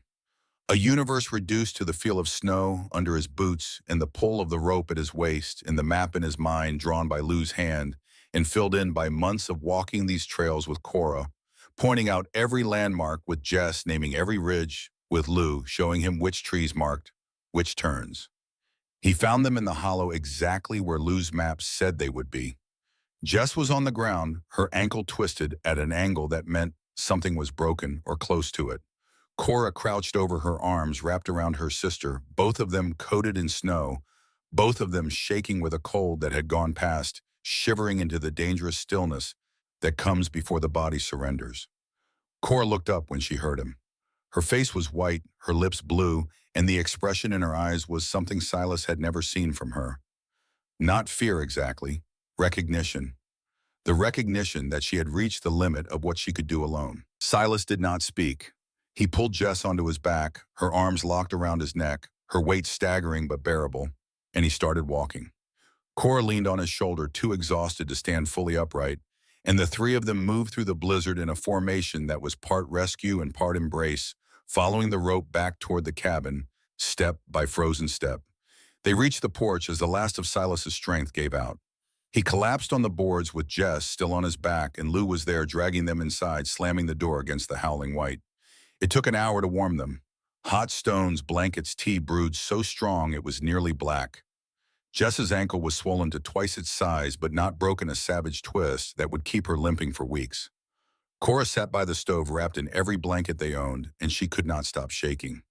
Silas sat against the wall, his body spent, his hands useless, every muscle trembling with exhaustion. He closed his eyes, and in the space between waking and sleeping, he felt a hand take his. Cora's hand still cold, still shaking, gripping his fingers with a fierceness that had nothing to do with warmth and everything to do with holding on. He murmured something even he could not hear. Cora did not let go. From across the room, Jess spoke through gritted teeth, her swollen ankle propped on a sack of grain. "Keep him, Cora. He is out of his mind. But he is the right kind of crazy." Cora said nothing, but her grip on his hand tightened, and she did not release it until morning. On the third morning of the blizzard, the storm renewed its assault with a fury that made the previous days seem gentle. And then Sam Patterson, 16 years old and white-faced with terror, appeared at their door on a horse so lathered it could barely stand. Sam had ridden through the storm from the valley below, a feat of horsemanship and desperation that should have been impossible. His lips were blue. His hands were claws. He fell off the horse into Silas's arms and gasped out words between chattering teeth. "The Suttrys. The big house collapsed. Mrs. Mabel, she is trapped. Boone is hurt. Cannot lift the beams alone." Silence in the cabin. The fire crackled. Wind howled. Three sisters looked at each other, and in that look was every fence post sawed in half, every dead snake on the porch, every insult, every threat, every cruelty Boone Suttry had visited upon them. Jess spoke first. "Let him freeze." Lou said nothing, but her eyes were on Silas. Cora looked at him too, not for guidance, not for permission, for something else, for the reflection of the principle he had spoken aloud in the kitchen that night weeks ago. "I decided that I would never be the person who did not come." She stood. "Get the ropes. Get the tools. We are going." Jess stared at her sister. "You cannot be serious." "I am always serious, Mrs. Mabel Suttry is 75 years old, and she has never done a cruel thing in her life. She is not her son. She is in his house, and she will die in his house if we do not go. Get the ropes, Jess." They went. Through the blizzard, roped together, 4 people and a boy on 2 horses and a mule named Clementine, who chose that day to demonstrate that stubbornness and reliability were sometimes the same thing. The ride to the Suttry homestead took 2 hours through drifts that reached the horses' bellies, through wind that turned snow into needles, through cold, so absolute it stopped feeling like cold and started feeling like nothing at all. What they found at the Suttry place was devastation beyond what the blizzard had done to their own homestead. The main house, a large timber structure that Boone's father had built 40 years earlier, had collapsed inward under the weight of snow and the pressure of wind. Walls leaned at angles that defied geometry. The roof lay scattered across the yard in pieces. Boone Suttry sat in the snow beside the wreckage. He was bleeding from a cut above his eye, his right arm hanging at an angle that meant either dislocation or fracture. His 2 men, Virgil and Orly, were digging at the rubble with their bare hands, achieving nothing. And from underneath, muffled but unmistakable, came the voice of an old woman calling for help. Cora took command. The transition was seamless, the efficiency of someone who had been making life and death decisions since she was 14 years old. "Sam, find supports, any timber that is intact." Silas assessed the structure. Where are the weight-bearing beams? Where can we dig without bringing the rest down? Silas looked at the collapsed building the way he had once looked at damaged books, reading the structure.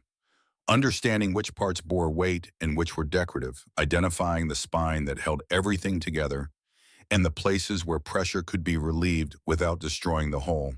There, he said, pointing. The main beam runs east to west. She is under the kitchen area where the beam is supported by the stone fireplace. If we brace the beam from outside and tunnel from the east wall, we can reach her without shifting the main weight. Boone stared at him. Blood ran into his eye and he did not wipe it. The man who had beaten him behind the general store, who had mocked him at the depot, who had sworn that winter would destroy him, stared at the city-bred bookbinder, giving orders in the ruins of his home, and said nothing. They worked for hours. Cora directed the bracing operation with Lou and Sam placing timber supports the way a surgeon places clamps, each one calculated to bear maximum weight with minimum risk. Jess, despite her still tender ankle, dug with the ferocity that lived in her, permanently channeling rage into useful force. And Silas went in. Through the tunnel they had carved in the wreckage on his belly in the dark, with the groaning weight of the collapsed house above him and the voice of Mabel Suttree growing weaker ahead.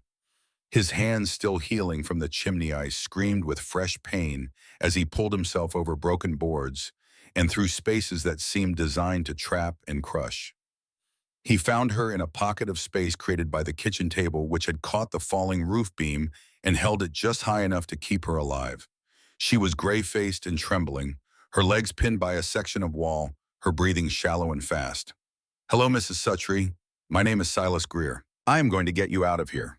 The old woman looked at him through the dim light filtering between broken boards. Her eyes were milky with cataracts but sharp with intelligence.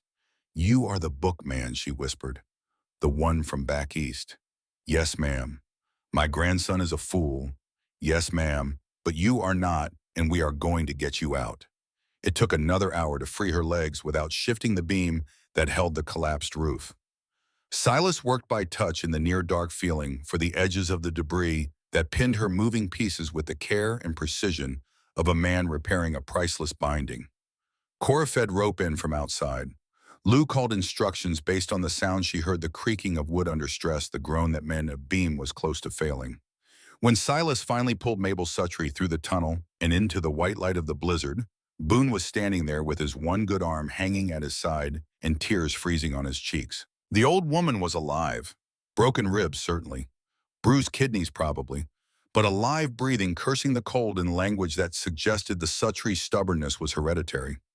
Lou tended to her, splinting and wrapping with materials salvaged from the wreckage and the contents of a saddlebag she had packed with medicines before they left. Cora set Boone's dislocated shoulder with a swift, practiced yank that made the man howl, then packed snow around the swelling. Silas sat in the snow, too exhausted to stand, and watched the sisters work. His hands were bleeding again. His body ached in a way that suggested he would be paying for this day's effort for weeks. But inside the pain underneath it lived something warm and certain. Mabel Suttree, wrapped in blankets on a makeshift stretcher, reached out and caught his hand as they prepared to move her. Her grip was stronger than he expected. "You have kind eyes," she said, "like Evangeline Whitfield." She had kind eyes, too. Silas looked at her, startled. "You knew Mrs. Whitfield."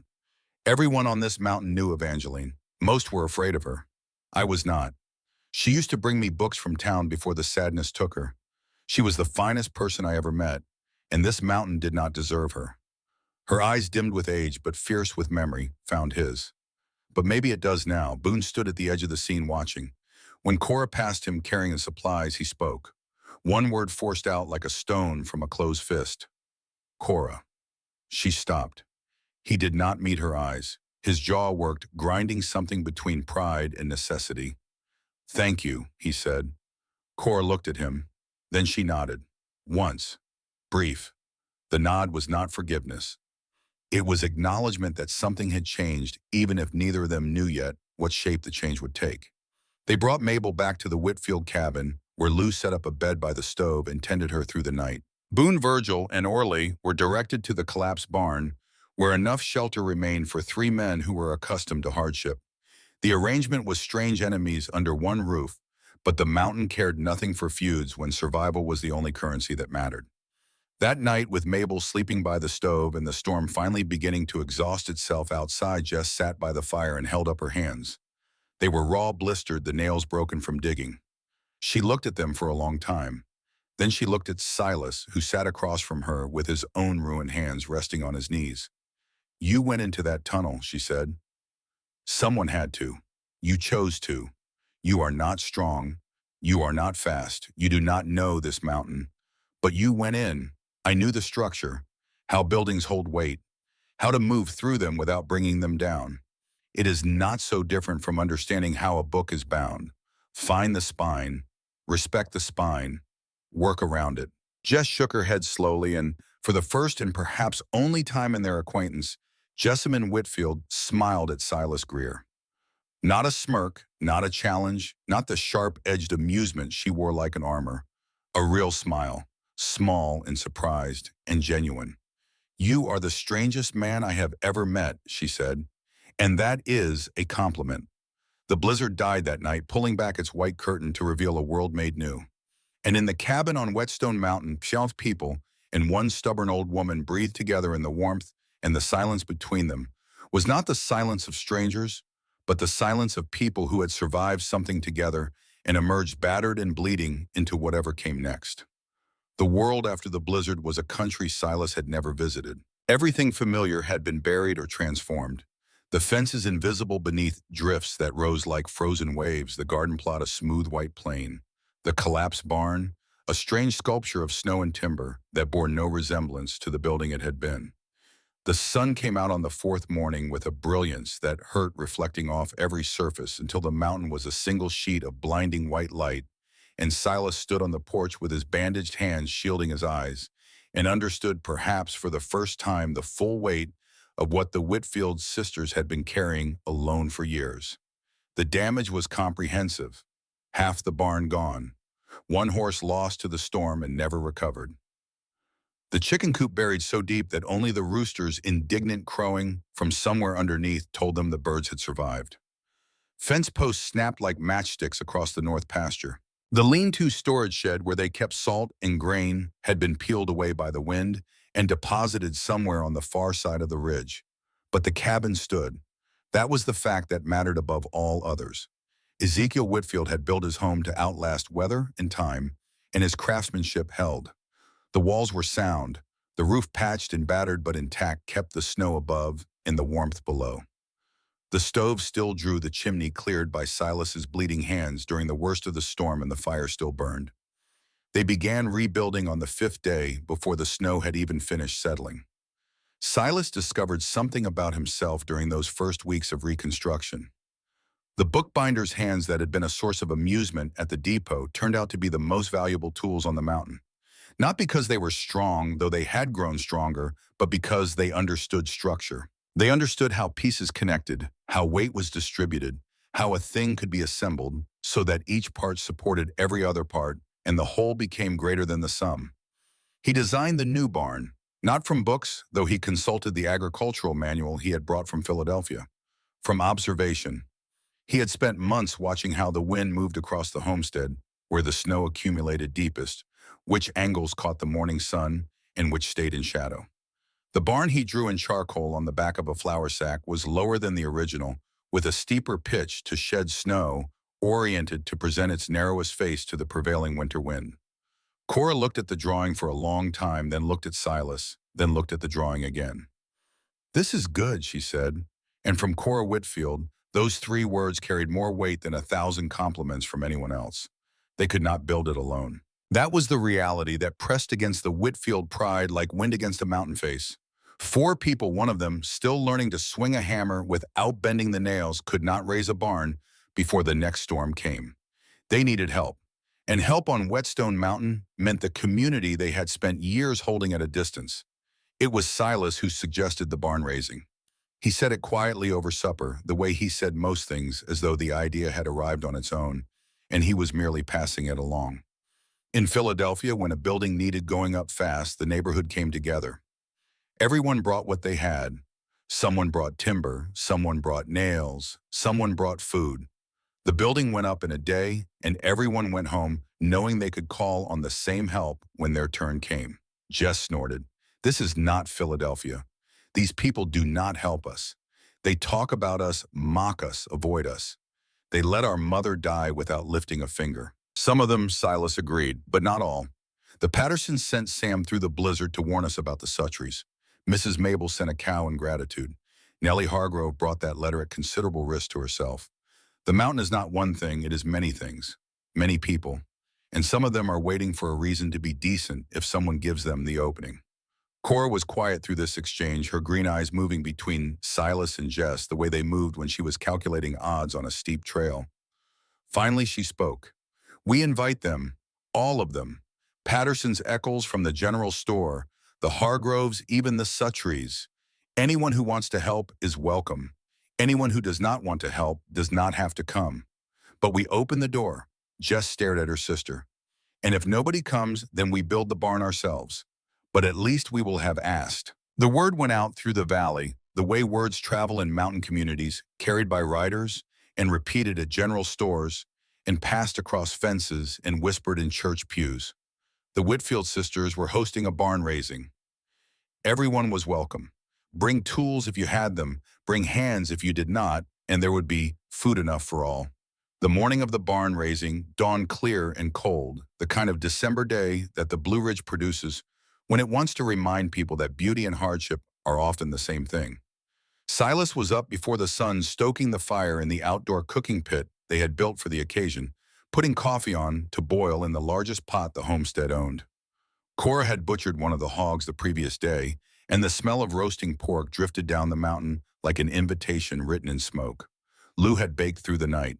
Peace lined every flat surface in the cabin, apple and sweet potato, and a blackberry preserve pie that used the last of the summer's canning. Jess had cleaned and loaded every firearm on the property, not because she expected trouble, but because Jess did not know how to face an uncertain day without being armed. They waited. The sun climbed.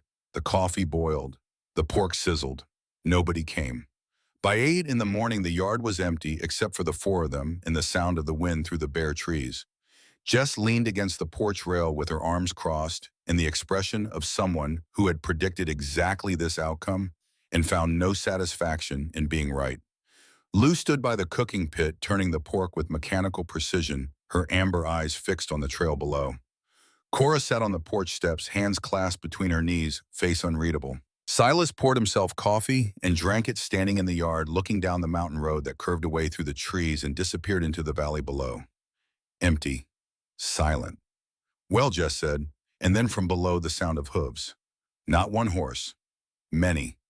The sound built the way the blizzard had built, starting as a murmur and growing into something that filled the valley and echoed off the ridge walls. And through the trees around the final bend in the road came a procession that stopped Silas's heart in his chest. Sam Patterson rode first, grinning wide enough to crack his face, leading a mule laden with fresh-cut timber. Behind him came his father, Jonas Patterson, a lean, weathered man who nodded once at Cora with the brevity of someone who communicated primarily through actions. Behind Jonas came 3 more Patterson men, brothers and cousins, each one carrying tools. Then the Eccles family, the general store proprietor and his 2 grown sons, with a wagon loaded with nails and hardware, and a keg of cider that Mr. Eccles set down in the yard with a nod that suggested he was making an investment rather than a gift. The Henleys from the far ridge, an older couple who kept to themselves, but who had known Evangeline Whitfield and never said an unkind word about her. 2 families from the valley whose names Silas did not know, German immigrants who spoke little English but brought awls and hammers and the competence of men who had built their own homes from nothing. And then last, riding alone on a horse that moved with the reluctance of an animal that knew its rider was making a decision against his own nature, Boone Suttry. He dismounted in the yard, and for a moment the 2 currents of the morning collided, the warmth of the arriving helpers and the cold history between Suttry and the Whitfields. Boone's right arm was still in a sling from the dislocation Cora had set during the blizzard. His face was a battlefield of competing emotions, pride and shame, and something that might have been the first awkward movements of a man trying to learn a posture he had never practiced. He walked to Cora, who stood on the porch watching him approach. He stopped at the bottom of the steps, looked up at her, and the silence between them was the silence of two people renegotiating a treaty that had governed their interactions for years. "Grandma sent me," he said. Cora looked at him. "Just your grandma." Boone's jaw worked. His eyes dropped to his boots, then came back up. "No," he said, and the word cost him something visible. "Not just grandma." Cora studied him for a moment longer. Then she stepped aside, opening the path to the yard where the timber was being unloaded and the tools were being organized, and the skeleton of the new barn was waiting to be clothed in wood and purpose. "We could use a man who knows how to set corner posts," she said, "even one who can only use one arm." Boone nodded once. He walked past her into the yard, and the morning began. The barn raising lasted 14 hours. It was the hardest day of work Silas Greer had ever experienced, and he had experienced hard days. But it was also the most remarkable because he watched 23 people who had come from separate lives with separate grievances set all of it aside and build something together. Jonas Patterson and Boone Suttree worked side by side setting the main beams, two men who had never shared more than a nod in town, now sharing the weight of timber that neither could lift alone. Mrs. Patterson, who had arrived with a wagon of food, organized the cooking operation with Lou and the two women who had never spoken. Beyond Pleasantries discovered a shared passion for preserving techniques that kept them in animated conversation between courses. Jess worked the high beams. She was the best climber on the mountain, and everyone knew it, and for once, her skill was met not with suspicion, but with admiration. Men twice her size watched her balance on a beam 20 feet off the ground and drive nails with the precision of a machine, and the respect in their eyes was the genuine article. Nellie Hargrove came at noon alone on foot, having walked 3 miles up the mountain. She brought a basket of bread her mother did not know she had baked, and a look of defiant courage that made her seem older than her 17 years. She found Lou and worked beside her without explanation, and Lou accepted her without question, and the two of them moved through the afternoon like old friends, reuniting after a separation that neither had chosen. Mrs. Hargrove did not come. This was noted by everyone and commented on by no one. By late afternoon, the barn stood, not finished, not complete in every detail, but standing its frame solid, its walls up, its roof structure in place. Silas's design had proven sound.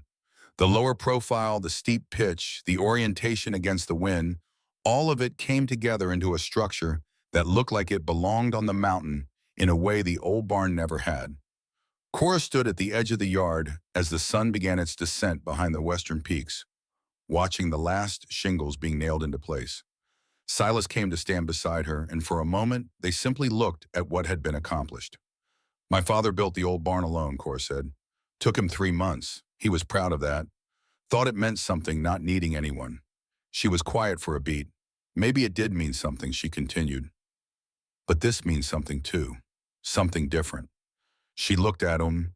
The afternoon light caught the freckles across her cheekbones and the green depths of her eyes, and the fine lines at their corners from years of squinting into sun and wind. She was not beautiful in the way that word was usually deployed, not delicate, not ornamental. She was beautiful the way the mountain was beautiful through the accumulated evidence of endurance and the radiance that comes from being exactly unapologetically what she was. "Thank you," she said. "I did not do this. You did. I invited them. You gave me the idea, and you gave me the reason." "What reason?" "That sometimes the one nobody wants becomes the one everybody needs." "You said that once or something like it, about the orphanage, about Thomas Crane." Silas shook his head. "I was talking about myself, I know. That is what made it true." The community left as the sun set wagons and horses winding down the mountain road in a procession that was quieter than the morning's arrival but carried a different kind of energy. Not the tentative goodwill of people doing something unfamiliar, but the solid satisfaction of people who had done something worthwhile and knew it. Boone Suttree was the last to leave.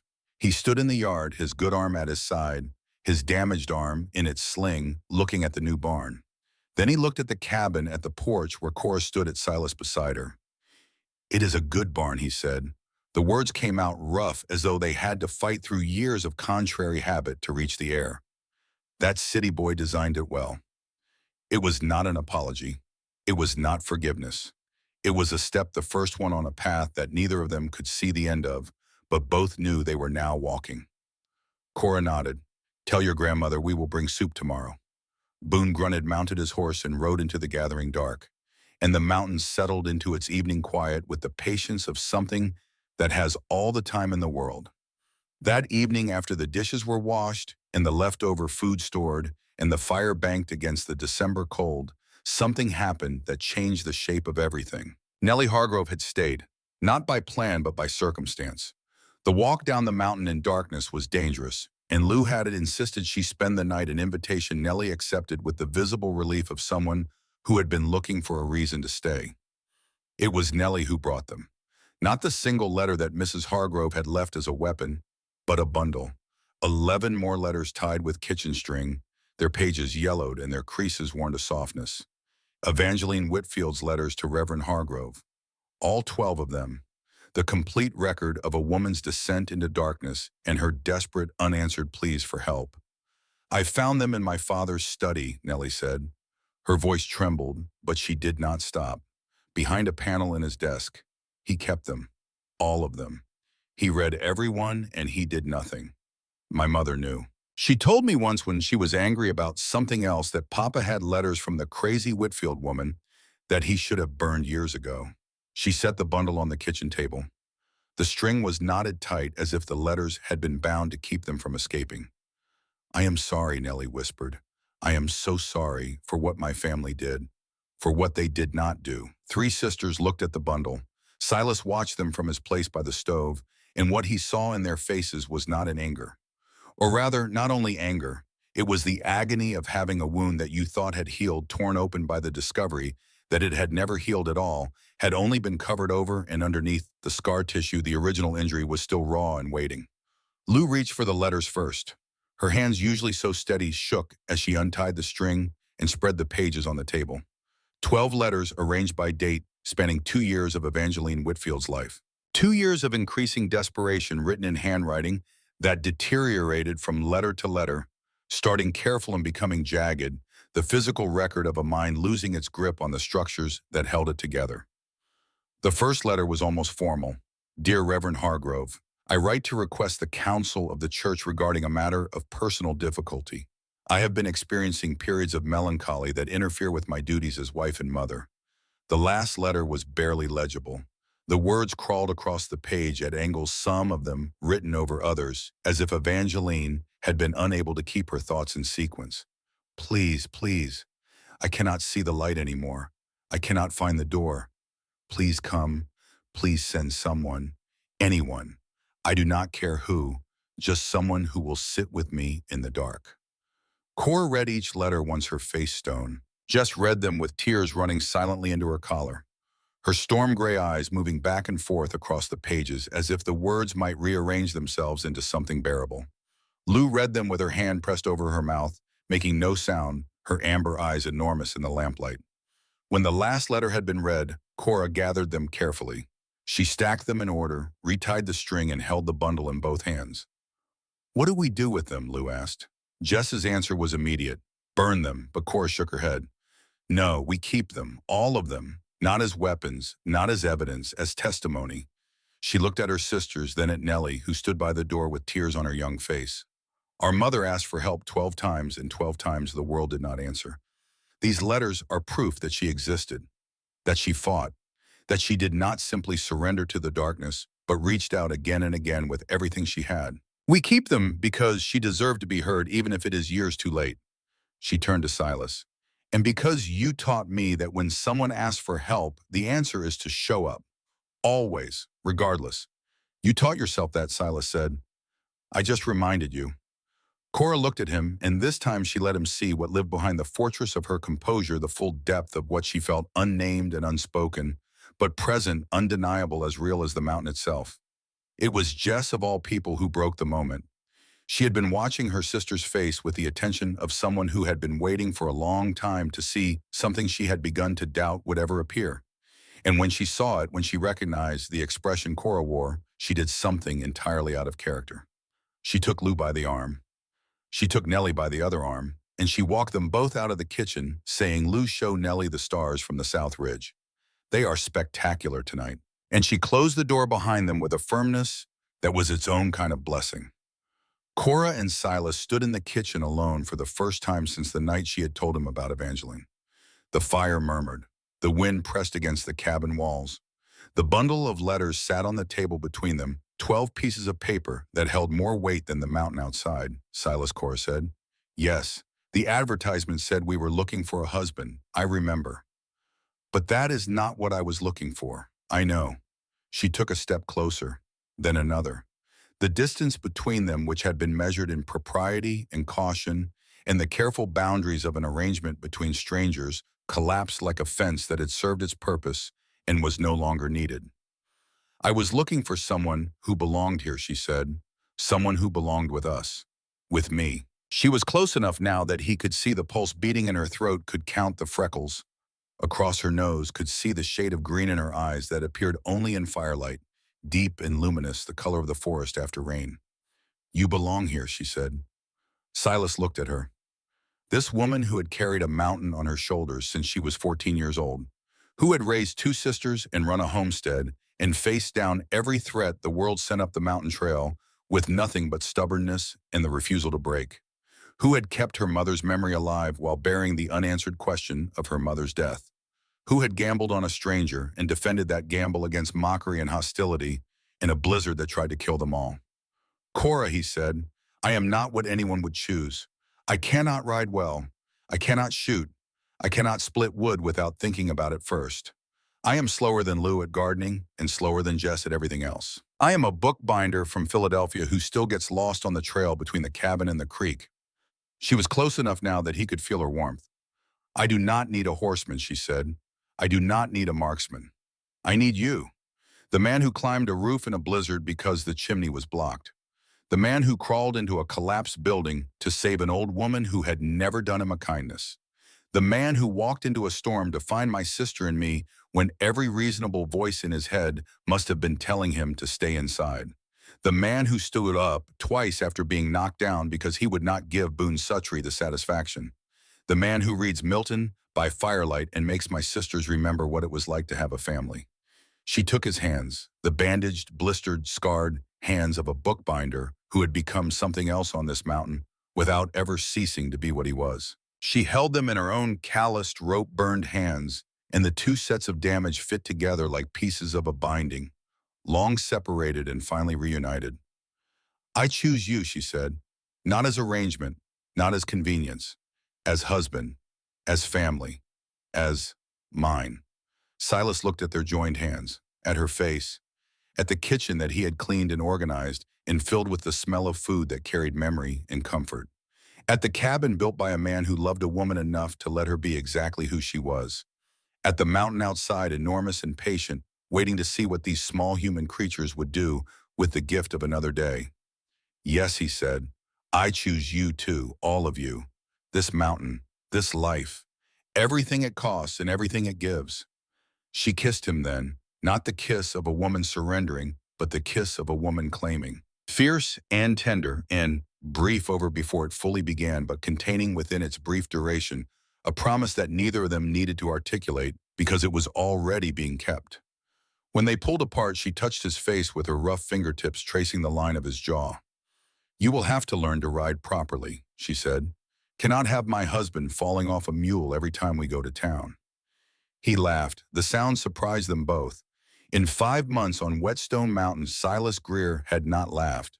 Not once. The sound was rusty, unpracticed, like a door opening for the first time in years. But it was real and it filled the kitchen, and when it faded, the silence it left behind was the warmest silence he had ever known. From outside, carried on the cold night air, with a clarity that suggested it was not entirely accidental, came Jess's voice. Finally. And Lou's laughter, bright and uncontained, echoing off the mountain ridges like bells. The wedding took place on a morning in late December, when the sky was so blue it looked painted, and the snow on the peaks glowed pink with sunrise. They held it on the porch of the Whitfield cabin because no building in the valley was large enough for what the occasion had become. Reverend Caldwell came from 2 towns over. He was a young man, serious and kind, who had heard about the Whitfield family from Nellie Hargrove and had offered his services without being asked. Reverend Hargrove was not invited. His absence was noted by everyone and mourned by no one. The Pattersons came first, Jonas and his wife and Sam, who stood at the edge of the gathering with his eyes fixed on a point approximately 3 inches to the left of Jess's face, a strategy that fooled no one. The Henleys brought a quilt they had been sewing since the barn raising, each square embroidered with a different mountain wildflower. The German families brought sausages and dark bread and a solemnity that spoke of people who understood the weight of vows. Eccles from the general store brought a case of good whiskey and the announcement that he was extending the Whitfield account through spring, no interest, a piece of generosity, so out of character that his wife looked at him as if he had been replaced by a stranger. Boone Suttree came. He brought his grandmother Mabel, who rode in a wagon packed with blankets, her broken ribs still mending, but her spirit apparently unbreakable. Boone stood at the back of the gathering with his hat in his hands, and when the vows were spoken, he did not look away. Whatever he felt, jealousy or regret or the slow, painful dawn of something better, he kept it behind his face and stayed until the end. Nellie Hargrove brought wildflowers. In December on a mountain, this should have been impossible. But Nellie had found them growing in a sheltered hollow near a hot spring, tiny brave blooms of purple and white that had no business surviving the cold and did it anyway. She gave them to Cora without a word, and Cora held them during the ceremony, and the sight of those impossible flowers in the hands of that impossible woman on that impossible morning was enough to make even Jess blink hard and look away. Cora wore the yellow dress. Silas had bought it months ago, carried it in his traveling bag from Philadelphia, kept it wrapped in brown paper at the bottom of his trunk, through all the weeks of uncertainty and struggle. When he gave it to her the night before the wedding, she held it up to the lamplight and looked at him. "You bought this before you came. I bought it after I read the advertisement, before I knew who would wear it." She ran her fingers over the fabric. Simple calico yellow with tiny blue flowers, practical enough for work but fine enough for ceremony. It was not expensive, it was not fashionable, but it had been chosen with care by a man who understood that sometimes the most meaningful things are the ones selected not for their grandeur, but for their rightness. "You bought a dress for someone you had never met." "I bought it for the possibility of someone," he said. "And then I met you, and the possibility became real." She looked at him, and the look lasted long enough to contain everything, every hard day and cold night and moment of doubt and act of courage that had brought them from the depot platform to this cabin on this mountain on this December evening. "It is perfect," she said. And she meant the dress, and she meant everything else too. The ceremony was brief. Reverend Caldwell spoke words about partnership and faith, and the grace that comes from choosing to love in a world that makes loving difficult. Cora and Silas stood facing each other on the porch of the cabin her father had built, with the mountains rising behind them and the valley spread below, and the gathered community of people who had come from separate griefs and separate joys to witness something that mattered. When Reverend Caldwell asked if anyone had objections, the silence was total. Even the wind paused. Then Mabel Suttree, from her nest of blankets in the wagon, called out in a voice that carried the authority of 75 years.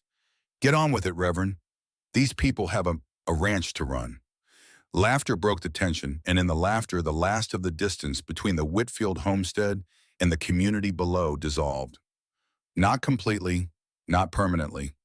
The mountain would always create separation, and the Whitfield sisters would always be something other than ordinary. But the wall that had stood for years, built of suspicion and grief, and the failure of people to show up when they were needed, had been breached, and through the breach flowed something warm and necessary. The kiss that sealed the marriage was watched by 47 people, 3 horses, 1 mule named Clementine, a dog of uncertain parentage, and 5 chickens who had escaped their coop for the occasion. It was not a long kiss. Cora Whitfield was not a woman who performed her emotions for an audience. But it was real, and when it ended, Silas looked at his wife, and his wife looked at him, and they both understood that what they had built was not a fairy tale, but something better. A partnership forged in storm and silence, and the daily unglamorous work of choosing each other over and over again. That evening, after the guests had gone and the food was stored and the cabin was quiet, Cora sat at the kitchen table with Evangeline's letters spread before her. Silas sat across from her. Between them, the bundle of 12 letters that had traveled from desperation through silence, through rediscovery, and finally to this moment. Cora picked up the last letter, the one barely legible, the one that ended with, "Please, please, please." She read it once more, then set it down with the others and retied the string. "I am going to build a shelf," she said, "in the main room where everyone can see it. I am going to put these letters on it next to Paradise Lost, next to the books you brought from Philadelphia. And when people ask about them, I will tell them about my mother. Not the story they have heard about the crazy woman on the mountain. The real story, about a woman who was brave and brilliant and broken, who loved her family and loved this mountain and needed help that never came. She looked at him across the table, and in her eyes was the clarity that comes when a person has finally set down a burden they have been carrying so long, they forgot it had weight. And I will tell them that the reason we are still here, the reason this homestead stands and this family endures, is because a man from Philadelphia answered an advertisement and chose to stay. Not because he was strong, because he was kind. And kindness, it turns out, is the only strength that matters. Silas reached across the table and took her hand. Their fingers interlocked, his scarred from ice and splinters, and the 100 small injuries of learning to live on a mountain, hers calloused from a lifetime of the same. Two damaged hands holding each other across a table where 12 unanswered letters lay bound in kitchen string, and outside the window the mountain stood in its winter garment of snow and stone, enormous and patient keeper of every secret and witness to every choice. I have been watching people make choices for the better part of 70 years now. I told you that at the beginning, and I told you that this story was about a man named Silas Greer and three sisters named Whitfield, and how being the one nobody wanted turned out to be the beginning of everything that mattered. What I did not tell you, because a good story needs its own time, is what came after. Silas Greer never became a great horseman. Cora teased him about it for 50 years, and he accepted the teasing with the grace of a man who understood that being laughed at by someone who loved you was one of life's genuine gifts. He rode Clementine the mule long after other men would have switched to faster animals, and Clementine, who lived to the extraordinary age of 31, carried him faithfully if slowly across every ridge and hollow of Whetstone Mountain. He built a library in the cabin, started with the books he had brought from Philadelphia, and grew it through trades and purchases and donations from people who learned that the Whitfield homestead was a place where books were valued. Mountain families who had never owned a bound volume began stopping by to borrow and return, and the Sunday reading that had started with 4 people around a stove grew into a gathering that sometimes filled the porch and spilled into the yard. Jess married a blacksmith named Everett Hale, a man of few words and enormous patience, who understood that loving Jessamine Whitfield meant accepting that she would always be armed, always be fierce, and always be right about the weather. They built a forge on the lower slopes of Whetstone, and their hammers rang through the valley for 30 years. Lou became the mountain's midwife and healer. She traveled on horseback through every kind of weather to every cabin and homestead, within a day's ride, carrying her mother's knowledge of herbs and Silas's books of medicine, and her own deep instinctive understanding of what the human body needed to survive. She delivered 217 babies over the course of her career, and not one mother was lost on her watch, not one. She said once that she made that promise to Evangeline and she kept it. Boone Suttree never became a good man exactly. Goodness requires a flexibility of spirit that Boone had been born without. But he became a decent one, which in the Blue Ridge Mountains in the late 19th century was no small achievement. He never apologized for the things he had done. He simply stopped doing them, and in the space that opened up, something like respect grew between the Suttree homestead and the Whitfield one. When Boone's barn burned in the summer of 1886, Silas was the first to arrive with timber and tools. Nellie Hargrove left Ridgewater at 18 and never returned. She went to Richmond, then to Washington, then to places her letters could not follow. The last anyone heard, she was teaching in a school for girls who had been told by the world that they were not worth educating. Cora kept every one of Nellie's letters on the shelf beside Evangeline's because both sets of letters told the same story. The story of women reaching out and the difference between what happened when no one answered and what happened when someone did. And Cora Whitfield Greer, who had carried a mountain on her shoulders since she was 14, who had raised 2 sisters and run a homestead, and faced down every threat the world sent up the mountain trail, who had chosen a gentle man from Philadelphia when every voice in the valley told her she was making a mistake.